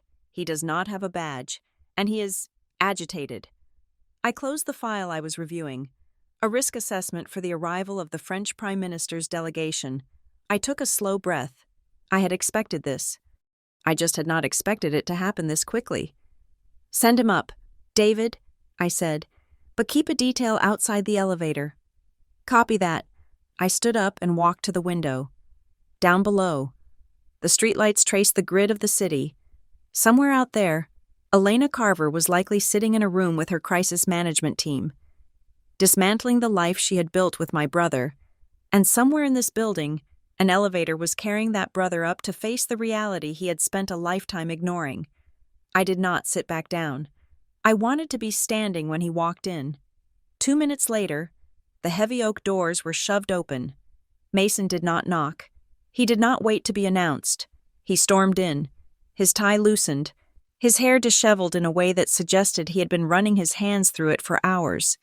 He looked like a man who had just lost a verdict he was guaranteed to win. He stopped in the center of the room, breathing hard. He looked at me, and his eyes were wild. She postponed it, he said. His voice was raw, scraping against the silence of the room.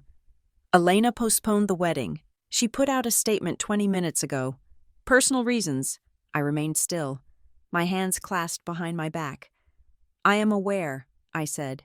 It is on the news. You did this, Mason shouted. Stepping forward, he pointed a finger at me, shaking with rage. You and your little tour. You humiliated her. You made her look like an idiot in front of her own staff. You sabotaged me. Riley. I did my job, I replied, my voice calm, contrasting sharply with his hysteria.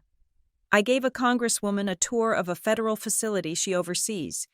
If the truth of my position humiliated her, that is because you spent 2 years lying to her about who I am. I never lied, Mason roared. I just didn't think she needed to know the boring details of your administrative drudgery. But you had to put on a show. You had to drag her down to the basement and lecture her about data just to prove a point. I showed her the facility, I said, and she was not humiliated by the museum. Mason, she was humiliated because she realized her fiancé treats women like props. Mason flinched as if I had slapped him. He walked over to the guest chair and gripped the back of it, his knuckles turning white. You don't get it, he spat. You have never understood how this town works. It is all about perception. Elena needs to be the smartest person in the room. By acting like you were some high-powered executive, you undermined her authority. I laughed. It was a short, sharp sound that surprised both of us. By acting like a high-powered executive? I repeated. I walked around my desk. I picked up the budget report for the fiscal year 2025. It was 3 inches thick. I dropped it on the desk. The thud echoed in the room. Mason, Look around you, I said, sweeping my hand across the office. Look at this room. Look at the secure line phone that connects directly to the White House switchboard. Look at the security monitors showing 300 armed guards patrolling this perimeter. Mason looked, for the first time since he walked in. He actually looked. He saw the scale of it. He saw the row of international awards on the shelf. He saw the architectural plans for the new wing. He saw the view of the Capitol, centered perfectly in the window, a view that only the most powerful offices in Washington commanded. I manage an operating budget of $85 million a year, I said, my voice hard. I negotiate treaties for artifact repatriation with foreign governments. I have security clearance that would make your senior partners weep. This is not a gift shop. Mason, this is not a hobby. This is my career. Mason stared at the desk. The anger was draining out of him, replaced by a sullen, bewildered confusion. I didn't know, he muttered. I thought, Mom always said you were working in the archives. Quiet work. Mom hears what she wants to hear. Just like you, I said. But that is not why you are here. You are not here because you misunderstood my job description. You are here because your deal with Apex Horizon just imploded. Mason's head snapped up. The color drained from his face. How do you know about Apex? Because I am the executive director of this museum, I said. And nothing happens in this building without my signature. Did you really think you could book the rotunda for a private, after-hours lobbying event without me finding out? It wasn't a lobbying event, Mason stammered, his lawyer instincts trying to kick in, but failing. It was a cultural appreciation night, for the donors. It was a cash-for-access scheme, I corrected him. And you promised them you could deliver the venue. I sat down at my computer and woke the screen. I opened the file I had shown Elena earlier. Come here, I said. Mason hesitated, then walked around the desk. He looked at the screen. It was the internal pitch deck he had sent to the partners at Apex Horizon. I scrolled to the strategy section. Key leverage. Mason Roberts, legal counsel, has direct family access to Smithsonian leadership. Sister can smooth over protocol restrictions and waive rental fees. Mason read the words, his own words. My sister can smooth it over, I read aloud. That is what you sold them. You didn't just sell your legal services. You sold me. You put my professional integrity on the auction block as a value add for your client. Mason pulled back, standing up straight. He looked sick. I didn't mean it like that, he said, his voice weak. It is just business talk. You pad the resume. You exaggerate your reach. Everyone does it. I don't, I said. And neither does the ethics committee. Do you know what happens if I grant unauthorized access to a corporate donor during a federal summit? I go to jail, Mason, or I lose my clearance, or I get fired. You were willing to risk my entire career just to impress a client. I could have fixed it, Mason shouted, his voice cracking.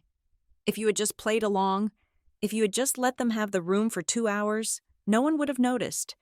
It would have been a win for everyone. Elena would have gotten the donor support. Apex would have been happy, and I would have looked like the guy who can make things happen. And what about me? I asked. What about my liability? You're my sister, he yelled. You're supposed to help me. That is what families do. No, I said, standing up again. Families don't use each other as collateral.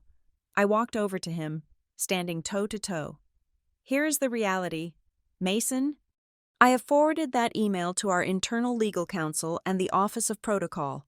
We are flagging Apex Horizon as a prohibited entity for the duration of the summit. If they try to enter this building, they will be turned away by federal agents. Mason looked at me with horror. You reported me? To the Smithsonian legal team?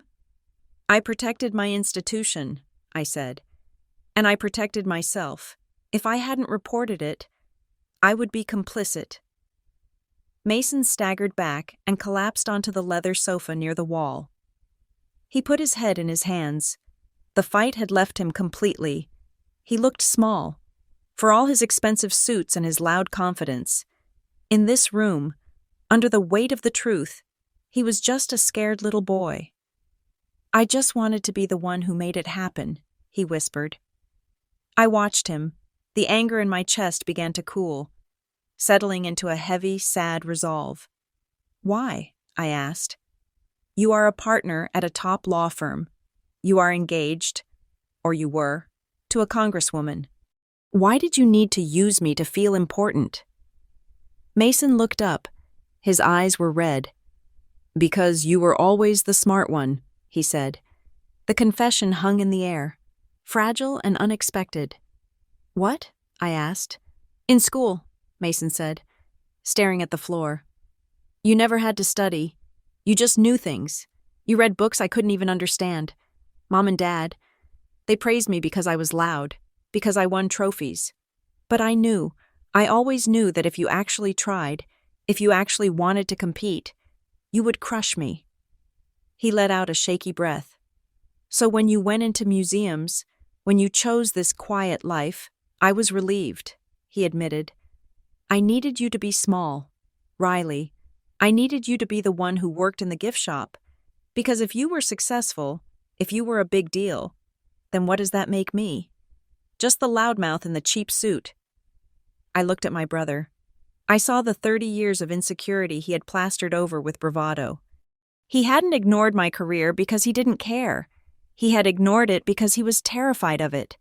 He needed to believe I was insignificant so he could feel exceptional. Mason, I said softly. He looked at me. You don't hate me, I said. And you don't even dislike me. You just refused to see me. You erased me because it was the only way you could look at yourself in the mirror. He didn't argue. He just nodded, a slight, jerky movement. Elena saw you, he said, his voice breaking. She saw you today, and the way she looked at me afterward, it was like she was looking at a stranger. She told me I was small. She used that word, small. She is a smart woman, I said. Mason wiped his face with his hand. He stood up slowly. He looked older than he had when he walked in. Is there any way to fix this? He asked. With the museum? With Apex? No, I said firmly. The line is drawn. Apex is out. And if you try to leverage my name again, I will file a formal complaint with the Bar Association. He nodded. He knew I meant it. He walked toward the door, his steps heavy. He stopped with his hand on the brass handle. He looked back at me, standing behind my desk, backed by the illuminated dome of the Capitol. The summit, he said. The opening gala tomorrow night. What about it? Can I still come? He asked. Not as a lawyer, not with Apex, just as me. I want to see it. Why? Because I want to see you, he said. In your world, I want to see what I missed. I looked at him. Part of me wanted to ban him. Part of me wanted to tell security to revoke his clearance and never let him set foot on the property again. It would be cleaner. It would be safer. But I was not doing this for revenge. I was doing this for the truth. And if he was finally willing to look at the truth, maybe I should let him. I cannot promise you a seat at the head table, I said.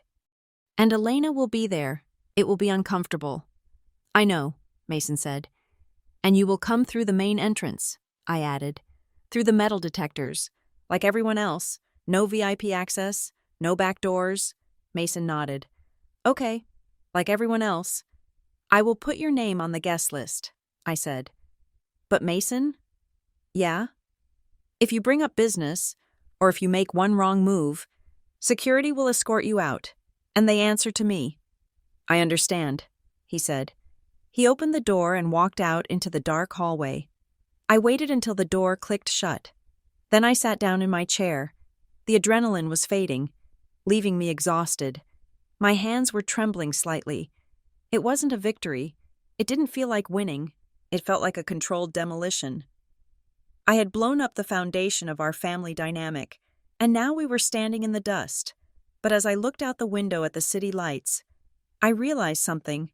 The view was clearer now. The obstruction was gone.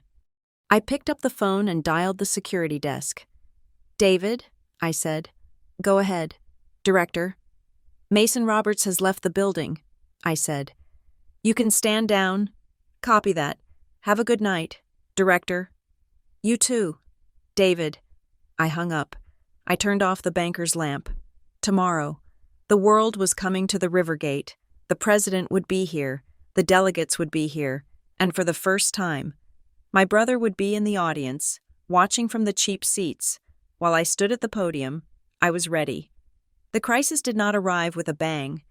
It arrived with a notification ping at 6:14 in the morning, while I was standing in my kitchen drinking black coffee and mentally rehearsing my opening remarks for the Global Heritage Futures Summit. It was Mariah. The message was a single link and a 3-word directive. Do not panic. I tapped the link. It opened a page on the Capitol Whispers, a political blog that specialized in half-truths and inside the Beltway gossip. The headline was bold, black, and designed to draw blood. Smithsonian gatekeeper blocks cultural cooperation with Congresswoman. I felt the coffee turn sour in my stomach. I scrolled down. The article was a masterpiece of vagueness. It cited anonymous sources close to the planning committee, who claimed that the leadership of the Rivergate Museum was actively obstructing Congresswoman Elena Carver's attempts to secure funding and partnerships for the event. It painted me, though it did not name me, referring to me only as unelected bureaucratic leadership, as a petty tyrant who was letting personal grievances endanger a critical climate summit. Then I saw the quote. When asked about collaboration, the leadership reportedly sneered that the Congresswoman's office did not understand the science and was merely looking for a photo opportunity. I froze. I had never said that. I had said that the data required specific framing. They had taken my professionalism, stripped it of context, and reassembled it into arrogance. My phone began to ring. It was the chair of the Board of Trustees. I answered on the second ring. Good morning, William, I said, my voice steady, though my pulse was hammering. Riley, William did not waste time with pleasantries. I have 3 major donors on the other line. One of them is threatening to pull a pledge of $250,000 because they do not want to be associated with a partisan feud. What is going on? It is a hit piece. William, I said, walking to my coat rack. It is a fabrication designed to apply pressure. I gave Congresswoman Carver a full tour yesterday. We were cordial. There is no feud. The article says you blocked her team from the venue, William pressed. It implies you are gatekeeping the event for personal reasons. I blocked an unregistered corporate lobbyist from accessing a secure federal facility, I said, putting on my coat. I followed the protocol you signed off on last quarter. This is the backlash. There was a silence on the line. William was a pragmatic man, but he was terrified of bad press. Fix it, he said. The summit starts in 10 hours. If the narrative is that we are fighting with Congress, the White House will downgrade their delegation. Do not let this derail us. I will handle it, I said. I will be in the office in 20 minutes. I hung up and walked out the door. The morning air was cold, but the heat of the coming day was already rising. When I arrived at the Rivergate, the executive suite looked like a war room. The phones were ringing in a cacophony of digital chirps. My communications director, a man named Leo, who usually looked like he slept in a suit, was pacing back and forth, shouting instructions to his team. Director? Leo spotted me. CNN is asking for a comment. The Post wants to know if there is an official rift between the museum and the Carver campaign. And we have a dozen emails from the donor circle asking if the gala is still happening. The gala is happening, I said, walking past him into my office. Mariah, get in here. Mariah followed me in and shut the door, blocking out the noise. She looked furious. They leaked the tour schedule, she said, dropping a tablet on my desk. I traced the timestamps. Someone took the internal itinerary we sent to Elena's office and forwarded it to the blog's tip line at 11:30 last night. They redacted the parts where we offered them full access to the archives. So they cherry-picked the narrative, I said, booting up my computer. Who is the source? It is anonymous, Mariah said, but the phrasing, Unelected bureaucratic leadership? That does not sound like a journalist. That sounds like a lawyer. Mason. I felt a flash of anger so hot it almost blinded me. He was burning the house down. He couldn't control me, so he was trying to destroy the credibility of the institution I ran. Do not engage with the blog, I told Mariah. If we argue, we give them oxygen, draft a statement, keep it neutral. The Smithsonian Rivergate Museum is proud to host the Global Heritage Futures Summit and welcomes all legislative partners. Our protocols ensure the integrity of the event for all delegates. That is it. No drama. And the donors? Mariah asked. I will call them personally, I said. I will explain that this is a misunderstanding regarding security vetting for commercial sponsors. They will understand security. It is a magic word in this town. My phone buzzed with a text message. It was Elena. I did not authorize this. My press secretary is issuing a denial off the record. They are trying to use me to break you. Stand up. Do not let them see you bleed. I stared at the screen. She knew. She knew this wasn't just bad reporting. This was a leverage play. Mariah, I said, publish the full schedule of the summit on the main website. Make it transparent. If they say we are hiding, we show them everything. The next 3 hours were a blur of crisis management. I spent 45 minutes on the phone with the Undersecretary of State, assuring him that the diplomatic protocols were intact. I walked the floor of the atrium, checking the setups, making sure the staff saw me calm and in control. But the real blow did not come from the media. It came from the front desk at 11:15. Director, the security guard's voice was hesitant. Your parents are here. They are asking for you. They say it is a family emergency. I closed my eyes for a second.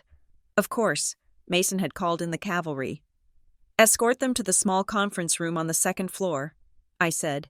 Do not bring them to the executive suite. I walked down the stairs. I did not take the elevator. I needed the physical movement to burn off the adrenaline. When I walked into the conference room, my mother was pacing by the window, clutching her handbag. My father was sitting at the table, looking at his watch with the expression of a man who was missing a tea time. They looked out of place here, in their comfortable suburban world. Problems were solved with quiet words and checks. Here, surrounded by glass and steel and the humming servers of a federal data center, they looked small.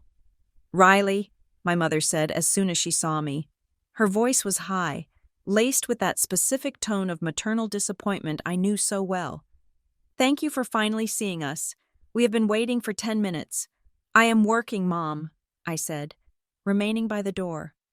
I have a summit launching in 6 hours. What are you doing here? We are here because your brother called us at 2 a.m, my father said, standing up. He is devastated. Riley, he says you are ruining his life. He says you humiliated Elena.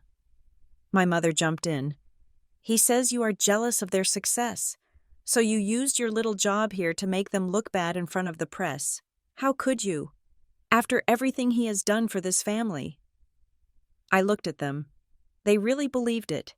They believed the narrative Mason had fed them because it fit the story they had been telling themselves for 30 years. Mason was the hero. I was the supporting character. If there was conflict, it must be because the supporting character forgot her lines. I did not humiliate anyone, I said calmly. Mason tried to sell access to this museum to a corporate client in exchange for legal fees. He used my name without my permission. I stopped him. Oh, stop it. My father waved his hand dismissively. It is just business. Mason knows what he is doing. He is a partner. Riley, he understands these things better than you do. You are just rigid. You always have been. He said Elena called off the wedding, my mother said, her eyes filling with tears. Because of you. Because you made a scene. Elena called off the wedding because she realized Mason was lying to her, I said. And she realized he was using her. That is a lie, my mother snapped. Mason adores her. You are just trying to break them up because you are unhappy. You are alone, Riley, and you cannot stand that he is winning. The words hung in the air. They were cruel.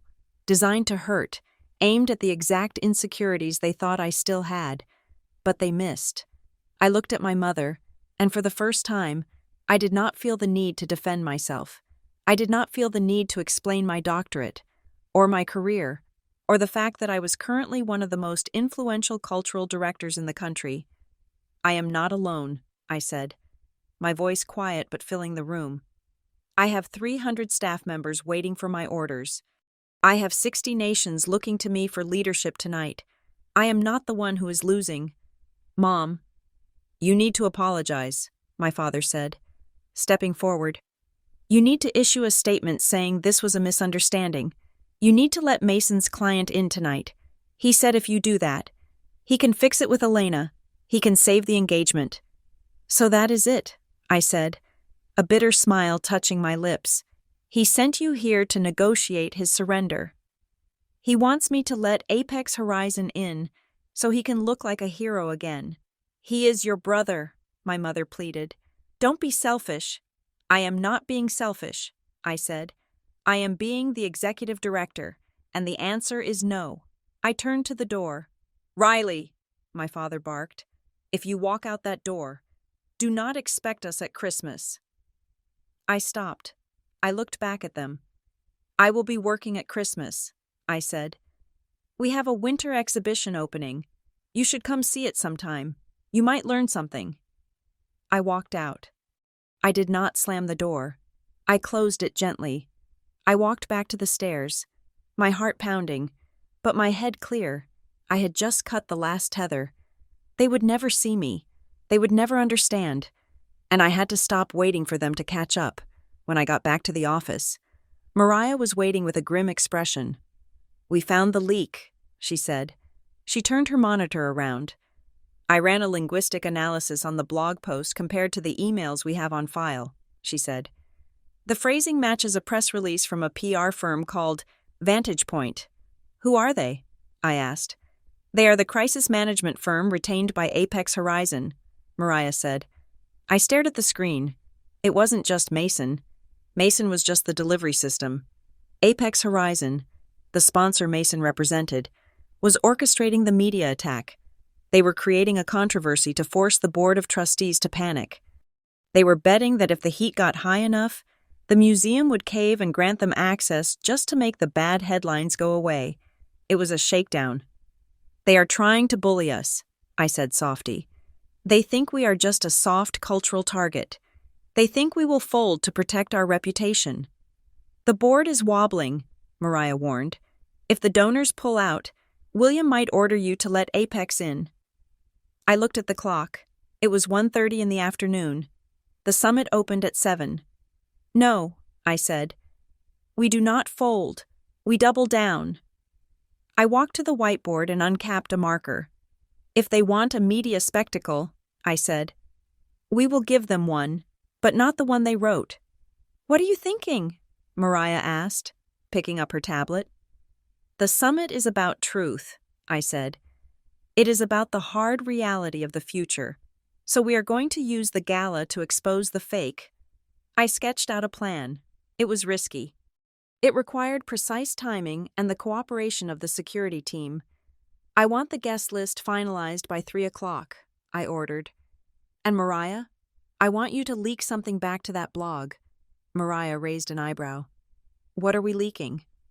"Tell them that the Smithsonian is preparing a major announcement regarding ethical funding standards tonight," I said. "Let them think they have won. Let them think we are announcing a new partnership. They will think we are capitulating," Mariah said, understanding dawning on her face. "Exactly," I said, "which means they will show up." I spent the rest of the afternoon in a state of hyper-focus. I approved the catering, checked the lighting in the rotunda, and did a final walkthrough with the Secret Service detail for the vice president, who was making a surprise appearance. At 5 o'clock, I went to the Security Operations Center in the basement. The room was a wall of monitors. Every entrance, every hallway, every gallery was visible. "Show me the final confirmed list," I said to David. He pulled up the database on the main screen. I scanned the names: ambassadors, senators, scientists, and there, near the bottom, Highlighted in yellow. Apex Horizon Strategy Group. Delegation of 4. Status: confirmed. How? I asked David. I told you to block them. The order came from the board, David said, looking apologetic. William called an hour ago. He said he received assurances that they were just attending as observers. He overrode the block. I felt a cold chill. The pressure had worked. The board had blinked. They had let the fox into the henhouse because they were afraid of the noise the fox was making. Mason had won, or so he thought. I looked at the screen. Apex Horizon was coming, and they were bringing Mason. I could see his name listed as their legal attaché. Okay, I said. Leave it. David looked at me, surprised. Leave it? You want them in? If the board approved it, we cannot stop them at the door, I said. Let them in. Let them get comfortable. Let them think they own the room. I turned to leave the security center. But David? Yes. Director? Keep a dedicated camera on their table, I said. And have a team ready on the floor. Tonight is going to be educational. I walked to the elevator. I had 2 hours to change into my evening gown. I had 2 hours to prepare the most important speech of my life. My parents had left. My brother had sold me out. My board had capitulated. But as the elevator ascended, rising up through the layers of history and data and stone, I did not feel defeated. I felt dangerous. They wanted to play politics in my house? Fine, but they forgot one thing. In a museum, everything is curated. Every narrative is controlled. And tonight, I was the curator. The meeting in the second-floor conference room had ended with my walking out. But as anyone with a family like mine knows, the physical act of leaving a room does not end the conversation. It simply relocates the tension. I had returned to the executive suite, trying to refocus on the security briefings for the vice president's arrival. But 10 minutes later, Mariah appeared at my door. She looked annoyed, which was her baseline expression for the day, but there was also a hint of hesitation. They are still here, she said. I looked up from the seating chart. Who? Your parents, Mariah said. They refused to take the service elevator. They insisted on seeing where you actually work. They told security they wanted to understand why their daughter was too busy to hug her mother. I rubbed my temples. Mariah, get them out. Please. I tried, she said, but your father started raising his voice about parental rights and respect. I figured it was better to escort them up here and let them see the command center than to have them cause a scene in the public lobby while the French delegation is arriving. I sighed. Fine, bring them through. A moment later, my parents appeared in the hallway. They looked out of place against the sleek, modern glass and steel of the executive wing. My mother was clutching her purse like a shield, and my father was looking around with a critical, almost suspicious squint, as if he were trying to find the cracks in the facade. They walked into my office. The real office, not the sterile conference room downstairs. They saw the view. They saw the chaos of the outer office where a dozen aides were coordinating the movement of world leaders. Well, my mother said, stepping inside and looking at the stack of high-security files on my desk. This is certainly a lot of space for a museum job. It is an office. Mom, I said, not standing up this time. It is where I work. It seems excessive, my father muttered, wandering over to look at a scale model of the new climate wing. Mason's office is very efficient, very focused. This looks like, well, it looks like you're trying to prove something. I am not trying to prove anything, I said, signing a purchase order for $20,000 worth of security fencing. I am running a federal institution. My mother sat down in the chair Elena had occupied earlier. She looked at me with eyes that were red-rimmed, likely from the tears she had shed over Mason's broken engagement. Riley, please, she said, her voice dropping to that conspiratorial whisper she used when she wanted to guilt me into something. We know you are angry. We know you feel like you were left out. But you have to understand Mason's position. He is under so much pressure. He has partners to answer to. He has clients. And I don't? I asked, gesturing to the room. It is different, she insisted. Your job is stable. It is safe. You work with history. It is not going anywhere. Mason works in the real world. He deals with people who can destroy him if he does not deliver. The real world, I repeated. Mom, in 3 hours, I have to shake hands with the Vice President of the United States. Yesterday, I had to block a corporate takeover of a government building. What part of that feels fake to you? You are being dramatic, my father cut in. You always do this. You take a simple situation and you complicate it to make yourself the victim. Mason made a mistake. Fine. But he is your brother. You should have just let him have his little event. You should have yielded. That is what a good sister does. I should have yielded, I said flatly. I should have broken the law so Mason could look big. He said it wasn't illegal, my father countered. He said it was a gray area. Lawyers navigate gray areas. Riley, that is their genius. You are just too rigid to see the nuance. I stared at him. The genius of navigating gray areas, that was what they called corruption when it was their son doing it. Mariah knocked on the doorframe. Director, I need you in the operations center. The Secret Service lead needs a final sign-off on the perimeter. I stood up. I have to go. We are coming with you, my father said. We are not done. I looked at Mariah. She gave me a subtle nod. She knew exactly what she was doing. Fine, I said. Follow me, but do not speak, and do not touch anything. We walked out of the office and down the hall to the operations center. This was the nerve center of the museum, usually off-limits to civilians. It was a room lined with wall-to-wall monitors, buzzing with the energy of 50 people managing a global crisis. As soon as I walked in, the room shifted. Director on deck, a security lead shouted. The chatter stopped. 36 heads turned. Several senior staff members stood up from their stations out of reflex. It was a mark of respect we had built over years of trench warfare regarding budgets and floods and political threats. I walked to the center console. My parents trailed behind me, silent. Report, I said to the head of logistics. Perimeter is secure, the officer said, pulling up a live feed of the National Mall. Snipers are in position on the north roof. The motorcade route is cleared. Bomb sweeps are 100% complete. What about the protest group on 3rd Street? I asked. Containment lines are holding, he replied. We have coordinated with Metro Police to keep the main entrance clear for the delegates. Good, I said. Keep the sensors active in the gallery. If the humidity spikes when the crowd enters, I want the HVAC to compensate immediately. I will not have condensation on the artifacts. Copy that. Director, I turned back to my parents. My father was staring at the wall of screens.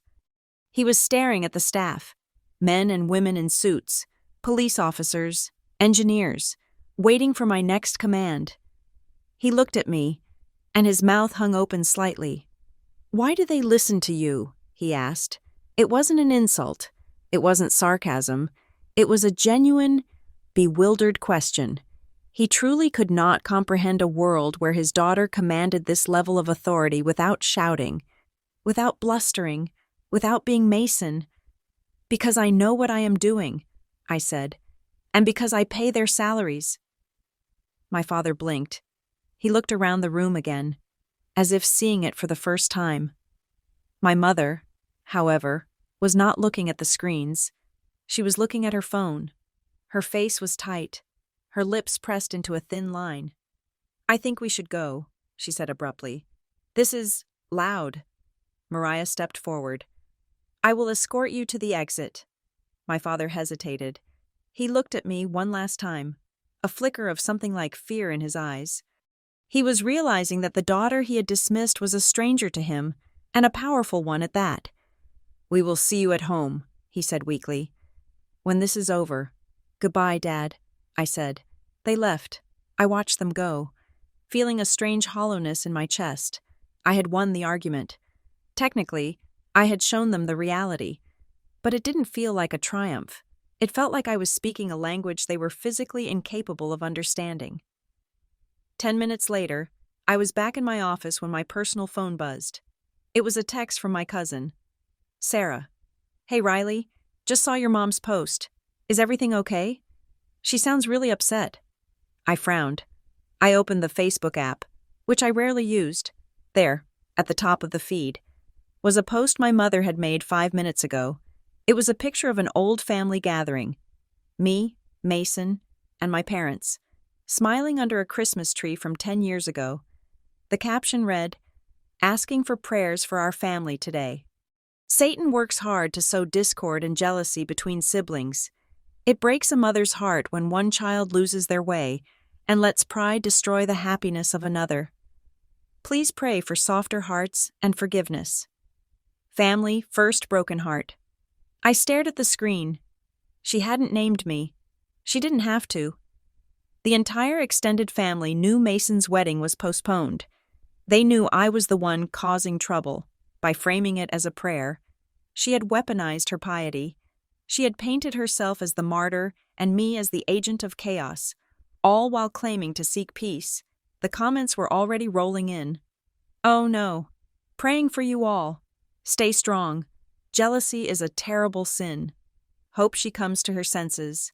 My phone started pinging with more texts. Aunts asking if I was okay. Uncles telling me to call my mother. I felt a surge of nausea. This was how they operated. They couldn't win on the facts, so they took the battle to the court of public opinion, to the whispers at church, to the family group chat. I started to type a reply. I wanted to scream. I wanted to post the email from Mason. I wanted to post the ethics violation. I wanted to burn it all down. But I stopped. That was what Mason would do. That was what they would do. Noise. Drama. I deleted the draft. I put the phone face down on the desk. Strategic silence. If I engaged, I validated the drama. If I ignored it, I remained the professional. The truth would come out tonight. Not on Facebook, but on the floor of the rotunda. Mariah walked in. She saw my face. They posted something, didn't they? She asked. Prayers for my soul, I said dryly. Apparently, I am possessed by the demon of jealousy. Mariah snorted. Well, at least the demon is efficient at logistics. She sat down opposite me, her expression softening. Riley, she said quietly, you know you don't need them, right? You built this whole life. You built this reputation. You have 300 people in this building who would walk through fire for you. You don't need their approval. I looked out the window at the gathering storm clouds over the Potomac. I know, I said. I spent my whole adult life building a fortress so I wouldn't need them. I filled it with degrees and awards and budgets so big they couldn't ignore them. I turned back to her. But the stupid thing is, I still wanted them to walk in here and just say, wow. Not, why do they listen to you? Just, wow. I wanted them to see me. They saw you, Mariah said. That is why they ran away. They saw you, and it scared them because it didn't fit the picture they have on their mantle. I nodded. She was right. Back to work, I said, shaking off the melancholy. What is the status on the guest list? We have a situation, Mariah said, her tone shifting back to business. Elena just sent over a secure memo. It is from her ethics advisor. She handed me a printed sheet. Warning. Intelligence suggests Apex Horizon strategy intends to force a confrontation during the gala. Their goal is to trigger a public refusal of entry to create a media narrative of discrimination against private sector partners. They want a lawsuit. They want us to kick them out, I realized. They want a scene. Exactly, Mariah said. If we throw them out, they sue. If we let them in, they schmooze the donors and contaminate the event. It is a trap. I looked at the paper. Mason's firm had clearly advised them well. This was legal jujitsu. We don't throw them out, I said. And we don't let them schmooze. I pulled my notepad closer. We contain them, I said. Where is their table assigned? Table 19, near the back. Move it, I ordered. Put them at table 4. Mariah's eyes widened. Table 4? That is front and center. That is right next to the podium. That is in the splash zone for the cameras. Exactly, I said. I want them in the light. I want every move they make to be recorded. If they try to corner a senator, I want it on C-SPAN. And the speech? Mariah asked. I am rewriting it, I said. I was going to give a standard welcome address. Now, I think I need to talk about the cost of silence and the price of selling out. I spent the next hour refining the speech. It had to be perfect. It had to be elegant enough that no one could accuse me of being political, but sharp enough that Mason and his clients would feel the blade against their throats. At 5:45, my phone pinged again. It was a notification from the protocol office, an update to the guest manifest. Alert! Apex Horizon delegation has updated their guest list. I clicked on it. They were bringing 4 people. Carter Vance, CEO, Mason Roberts, legal counsel, Sarah Jenkins, PR. Guest, the Honorable Richard Sterling, former senator. I stared at the last name, Richard Sterling, the name partner at Mason's firm, a man who had been out of politics for 10 years but still wielded immense influence in the backrooms of Washington. They weren't just bringing a lawyer, they were bringing a heavyweight. They were bringing someone who used to sign the checks for this museum. This was the special guest. They were bringing a ghost from the museum's past to intimidate its future. I felt a cold calm settle over me. They were escalating. They were bringing out the big guns because they thought I would be intimidated by a title. They really didn't know who they were dealing with. I picked up the intercom. David, I said. Go ahead. Director. We have a VIP upgrade on table 4, I said. Former Senator Sterling is incoming. Notify the greeting team. Copy that. Do we need special handling? No, I said. Treat him like any other guest. But David? Yes? Make sure the microphones at the podium are hot. I want everyone to hear exactly what I have to say. I stood up and walked to the closet where my evening gown was hanging. It was deep navy blue. Severe and elegant. My mother was praying for me on Facebook. My brother was bringing a political assassin to my dinner. My board was trembling. Let them pray. Let them come. I took the gown off the hanger. It was time to dress for war. The Harrington Gallery. Rotunda does not just sparkle at night. It breathes. By 7 o'clock, the space had transformed from a sterile architectural marvel into a living ecosystem of power and influence. The amber mood lighting caught the edges of the limestone columns, casting long, dramatic shadows that danced against the high domed ceiling. The air was thick with the scent of expensive perfume, past hors d'oeuvres, and the metallic tang of ambition. I stood at the top of the marble staircase, looking down at the sea of tuxedos and evening gowns. From this vantage point, I was not just a host, I was a general surveying the battlefield. To the untrained eye, the gala was moving with effortless grace. Waiters glided through the crowd with trays of champagne. The string quartet played a subdued version of a Debussy prelude, and the laughter was polite and modulated. But I saw the machinery beneath the surface. I saw the security details shifting their weight near the south exit as the French ambassador arrived.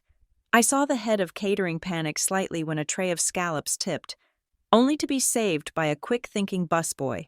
I saw the precise moment the humidity sensors in the corner of the room flashed from green to yellow, prompting me to tap my earpiece and order the HVAC team to drop the temperature by 2 degrees.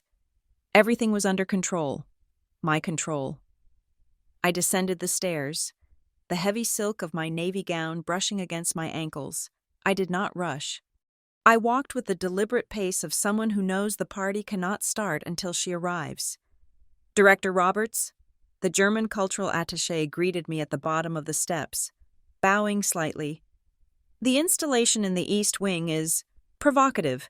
The Chancellor is quite taken with the data visualization. I am glad to hear it. Hans, I said, shaking his hand.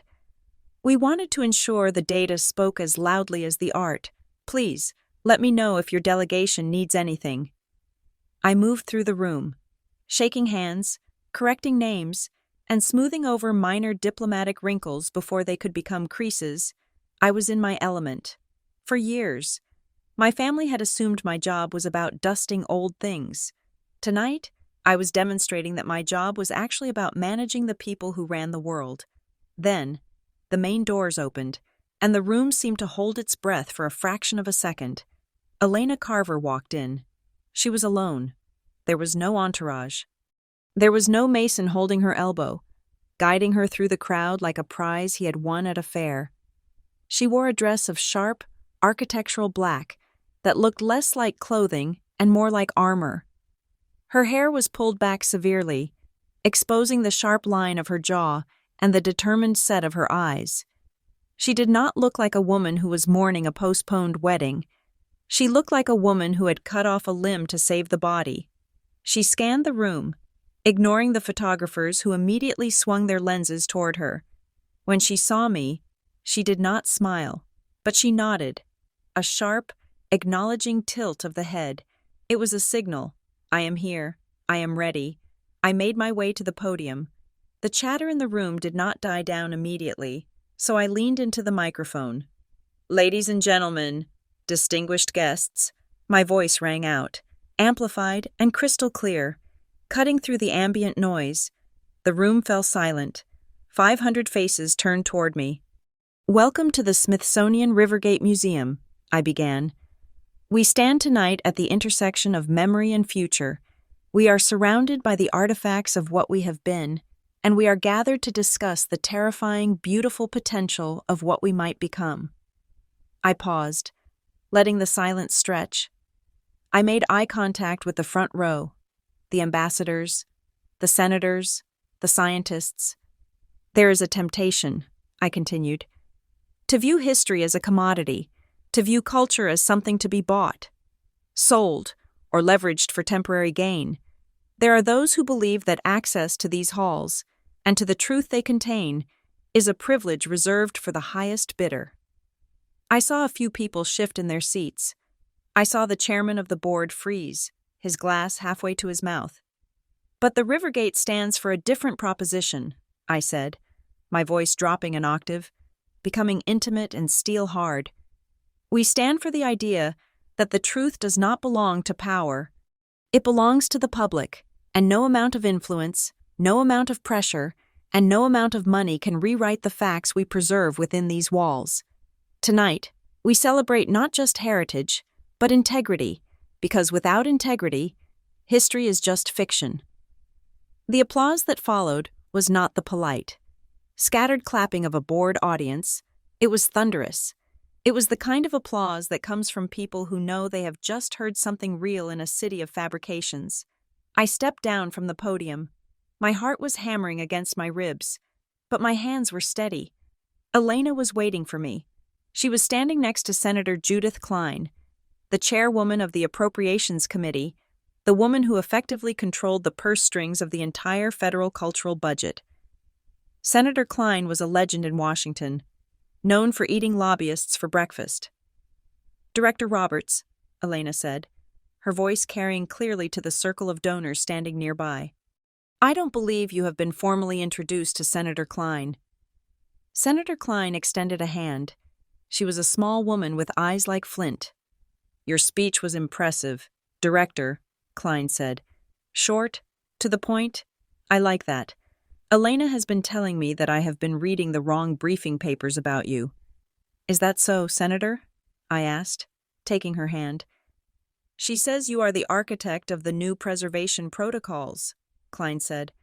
I was under the impression that came from a consultant.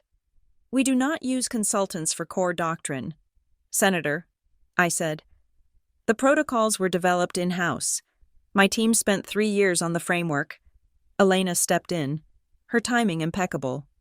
In fact, Senator, Elena said, the language in your upcoming bipartisan funding bill, Section 404 regarding digital heritage sovereignty, that was drafted based on Riley's white paper from last year.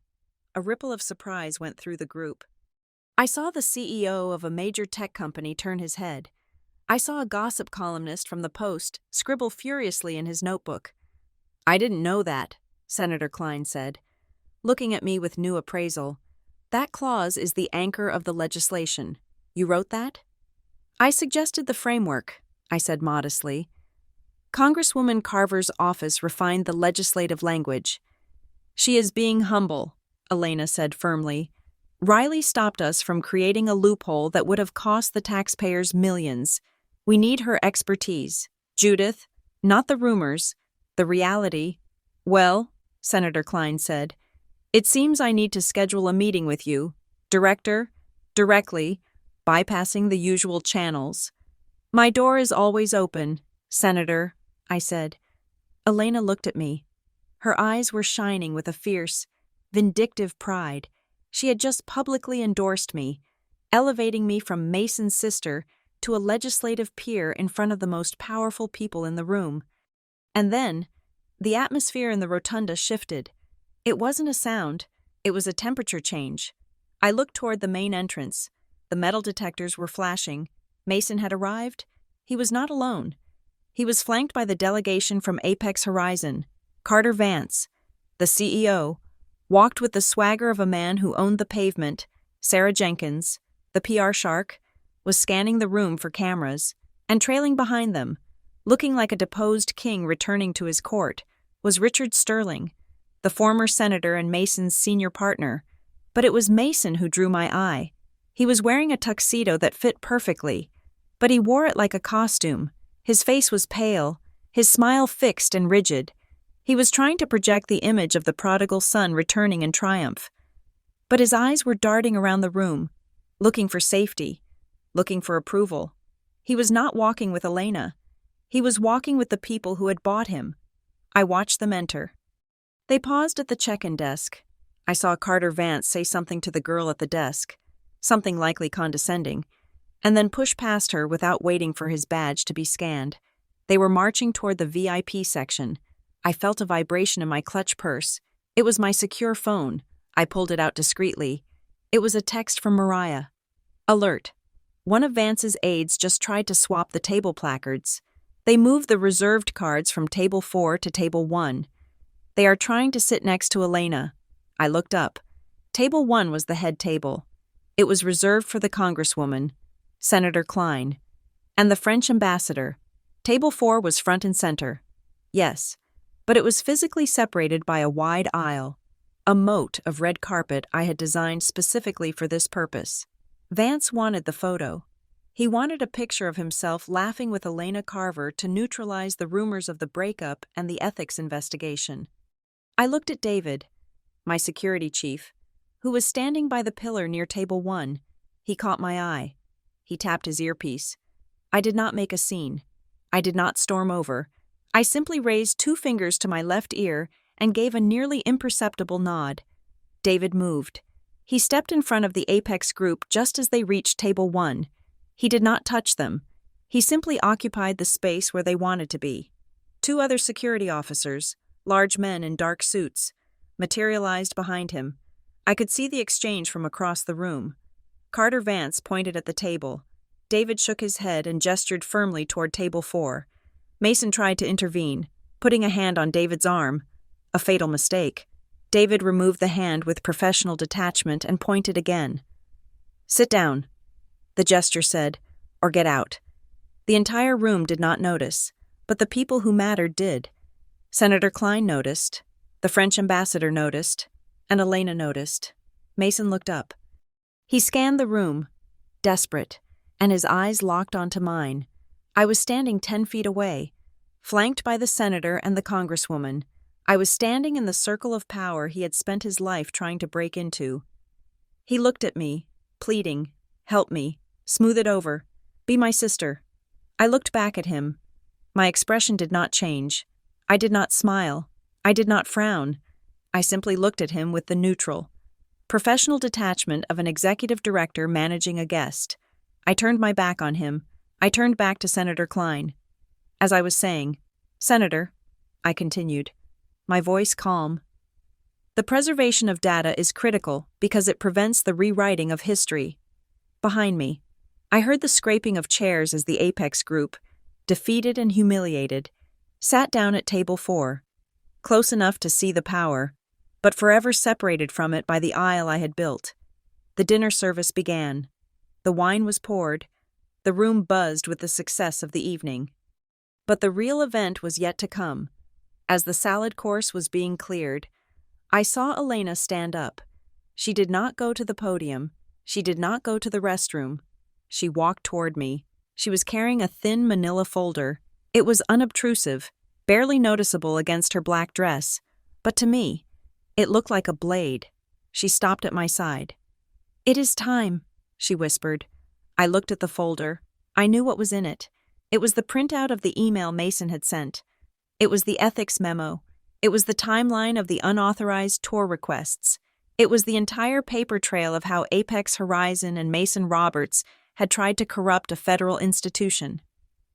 "Are you sure?" I asked her. Elena looked over at table 4. She looked at Mason, who was nervously drinking his third glass of wine, trying to laugh at something Carter Vance was saying. "He chose his side," Elena said. "He chose the client over the truth. Now he gets to live with the billable hours." She gripped the folder tighter.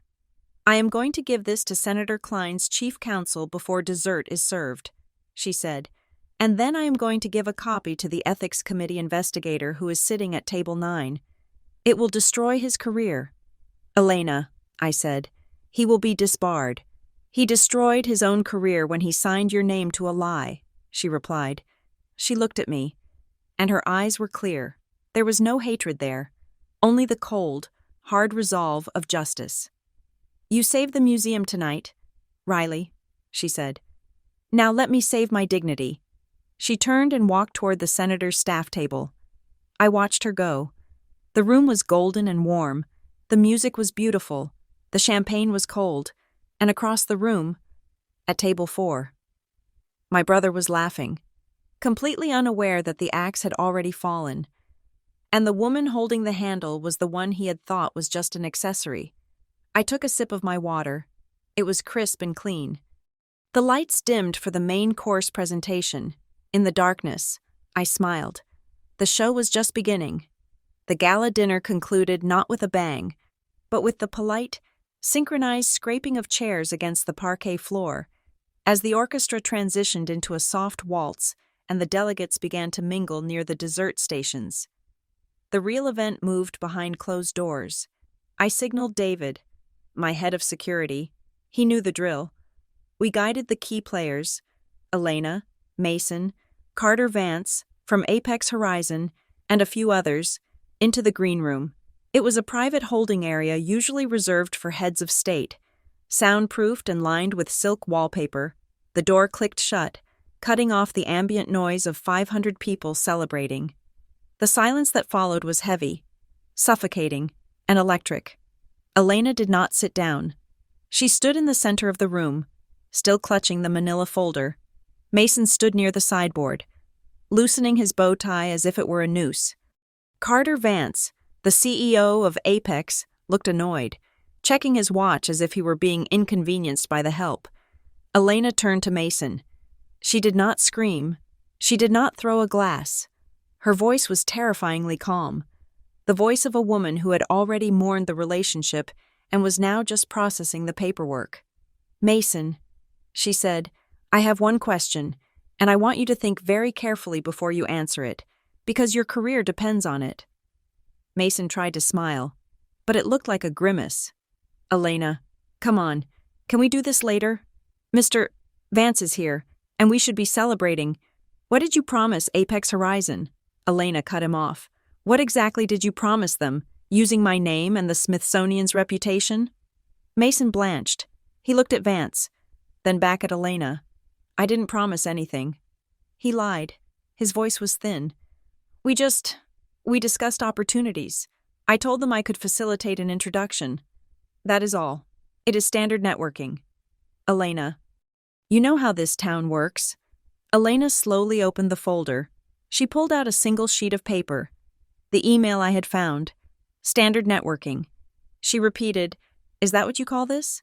She read from the page. Subject: Guaranteed access/rotunda. Text: My fiancé's office will co-sponsor the event, ensuring legislative FaceTime.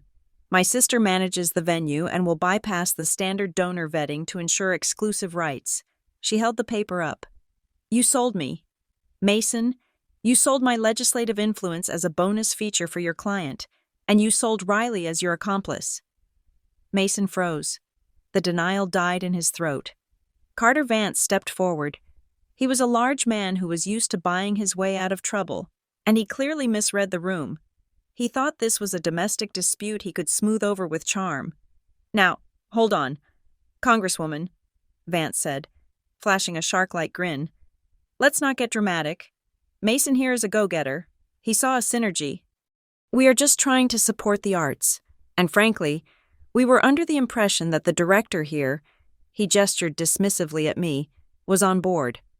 Family is family, right? He turned to me, expecting a conspiratorial nod. I am sure Director Roberts understands that sometimes you have to bend the rules to keep the lights on. Vance said, winking. We are prepared to make a very generous donation to the museum's discretionary fund. Off the books, of course. To avoid the red tape, the air in the room seemed to drop 10 degrees. I looked at Vance. Then I looked at Mason. Mason was staring at Vance with wide, panicked eyes, silently begging him to stop talking. Mr. Vance, I said, my voice cool and professional. The Smithsonian Institution is a federal trust. We do not have off-the-books funds. Every dollar is accounted for, every donor is vetted, and every attempt to bypass that process is a felony. Vance laughed, a short, barking sound. Oh, please. Spare me the civil servant speech. We had a deal. Mason said the deal was done. We get the access, you get the money, and the Congresswoman gets a nice re-election boost. Everyone wins. There it was, the confession. Mason closed his eyes. He knew it was over, but the twist was yet to come. From the corner of the room, a man in a dark suit stepped forward. He had been standing there since we entered, silent and unobtrusive. Most people assumed he was just another member of my security detail. He was not. Excuse me, gentlemen, the man said. He pulled a badge from his jacket pocket. It was not a Smithsonian badge. It was a federal badge. I am Special Agent Miller with the Office of the Inspector General, he announced. I am attached to the Vice President's security detail for the evening.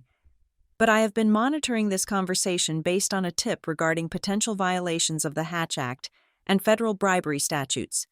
Vance's face went from arrogant to ash gray in less than a second. Agent Miller looked at Vance. Did you just state that you had a financial agreement to purchase legislative access through a federal facility? Vance started to stammer. I was speaking hypothetically. I was joking. I don't think you were, Agent Miller said, taking out a small notebook. I am going to need everyone to stay in the room. We have some statements to take. Elena looked at Mason. He was leaning against the wall, sliding down slowly until he was sitting on his heels, his head in his hands. I am done. Mason, Elena said. She took off her engagement ring. It was a beautiful diamond, one that Mason had probably bought on credit to impress her. She placed it on the table next to the untouched hors d'oeuvres. I am terminating our engagement effective immediately, she declared, her voice ringing with finality. And tomorrow morning, I am turning over all my correspondence with you to the House Ethics Committee. I will not be complicit in your corruption. Mason looked up. There were tears in his eyes, but they were tears of self-pity, not remorse. I just wanted to be enough, he whispered. I walked over to him. I looked down at the brother who had spent a lifetime trying to make me feel small so he could feel tall. Why, Mason, I asked. Why risk everything? You were a partner. You were successful. Why did you need to do this? He looked at me, and for the first time in his life, the mask was completely gone. Because you were catching up, he said, his voice cracking. You were always the quiet one, the safe one. But then you got this job. Then you started getting press. Then Elena started talking about how smart you were. He wiped his nose with the back of his hand. I couldn't handle it. Riley. If you are the success and Elena is the star, then who am I? I'm just the guy carrying the bags. I needed a win that was mine. I needed to prove I could pull strings that you couldn't. He looked at me with a pathetic, desperate honesty. I needed you to be smaller than me, he admitted, because if you aren't, then I am nothing. It was a tragedy. Really. He had destroyed his life not out of greed, but out of a fragile, toxic insecurity. Agent Miller stepped forward. Director Roberts, he said, I have enough here to open a formal inquiry, but I will need copies of the correspondence Mr. Roberts sent to your office. The emails he claimed established the family channel. I looked at Mason. He was looking at me. Please, Riley, he mouthed. It was the final test. I could say I lost the emails. I could say it was a misunderstanding. I could protect him, like I had protected him from our parents' expectations for years. I could be the good sister. But being a good sister did not mean enabling a crime, and being a leader meant protecting the institution I served. I reached into my clutch. I pulled out the USB drive where I had saved the evidence. I looked at Mason one last time. I am sorry, Mason, I said softly, but I am not the one who did this to you. You did it to yourself when you decided I didn't matter. I handed the drive to the agent. Here's the full file. Agent Miller, I said, including the timestamps and the IP addresses. Mason put his head back in his hands and sobbed. It was a raw, ugly sound. I turned away. I walked to the door. Elena was waiting for me. We walked out of the green room together, leaving the wreckage behind us. The next morning, the sun rose over a city that loves a scandal. But for once, the scandal did not touch me. The Washington Post headline was bold. Smithsonian director blocks lobbying attempt. Congresswoman Carver ends engagement over ethics violation. The story wasn't about a family feud. It was about integrity. It was about two women who refused to be leveraged. The summit continued. It was a massive success. The delegates praised the organization. The donors, the honest ones, doubled their pledges because they liked being associated with an institution that had a backbone. At the closing press conference, Elena stood at the podium. She looked tired, but she looked free. She spoke about the legislation. She spoke about the future. And then, she spoke about me. I want to thank Director Riley Roberts, she said to the bank of cameras, not just for hosting us, but for reminding this city that leadership is not about who shouts the loudest. It is about who stands the firmest. She is the model of what cultural leadership should be. I stood in the wings, watching her. I didn't need the praise, but I accepted it. Mason's fall was swift and absolute. His firm fired him before noon. The Bar Association opened an investigation. He wasn't going to jail. The deal hadn't actually gone through, thanks to me, but his career in Washington was over. He moved back to our hometown 2 weeks later. He didn't call me for 3 months. When he finally did, his voice was different, softer. He told me he was seeing a therapist. He told me he was working at a small legal aid clinic, doing actual work for people who actually needed it, not for corporate sharks. I am sorry. Riley, he had said, not for getting caught, but for never asking you who you were. I forgave him, but I didn't forget. 6 months later, the Climate Frontiers exhibition officially opened to the general public. It was a Saturday. I was standing in the atrium, watching families stream in.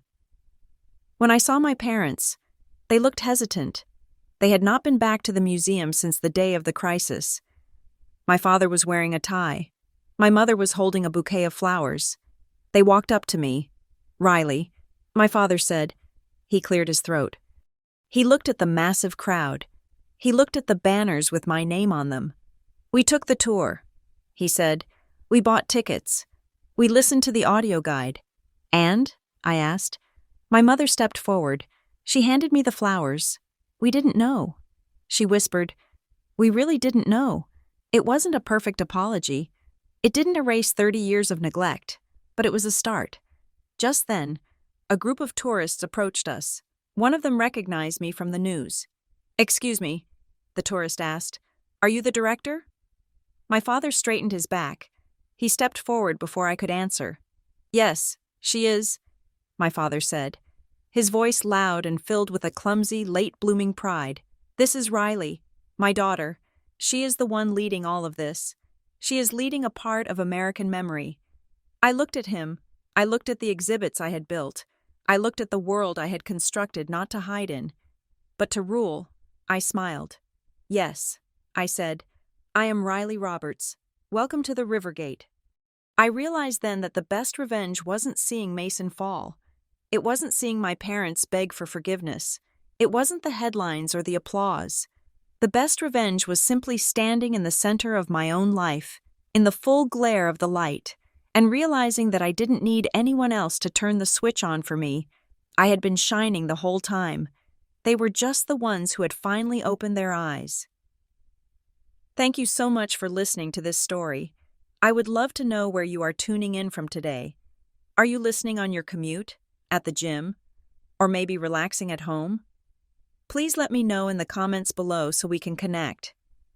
If you enjoyed Riley's journey, please subscribe to the Lucy Revenge Stories channel, like this video, and hit that hype button so we can share this story with even more people.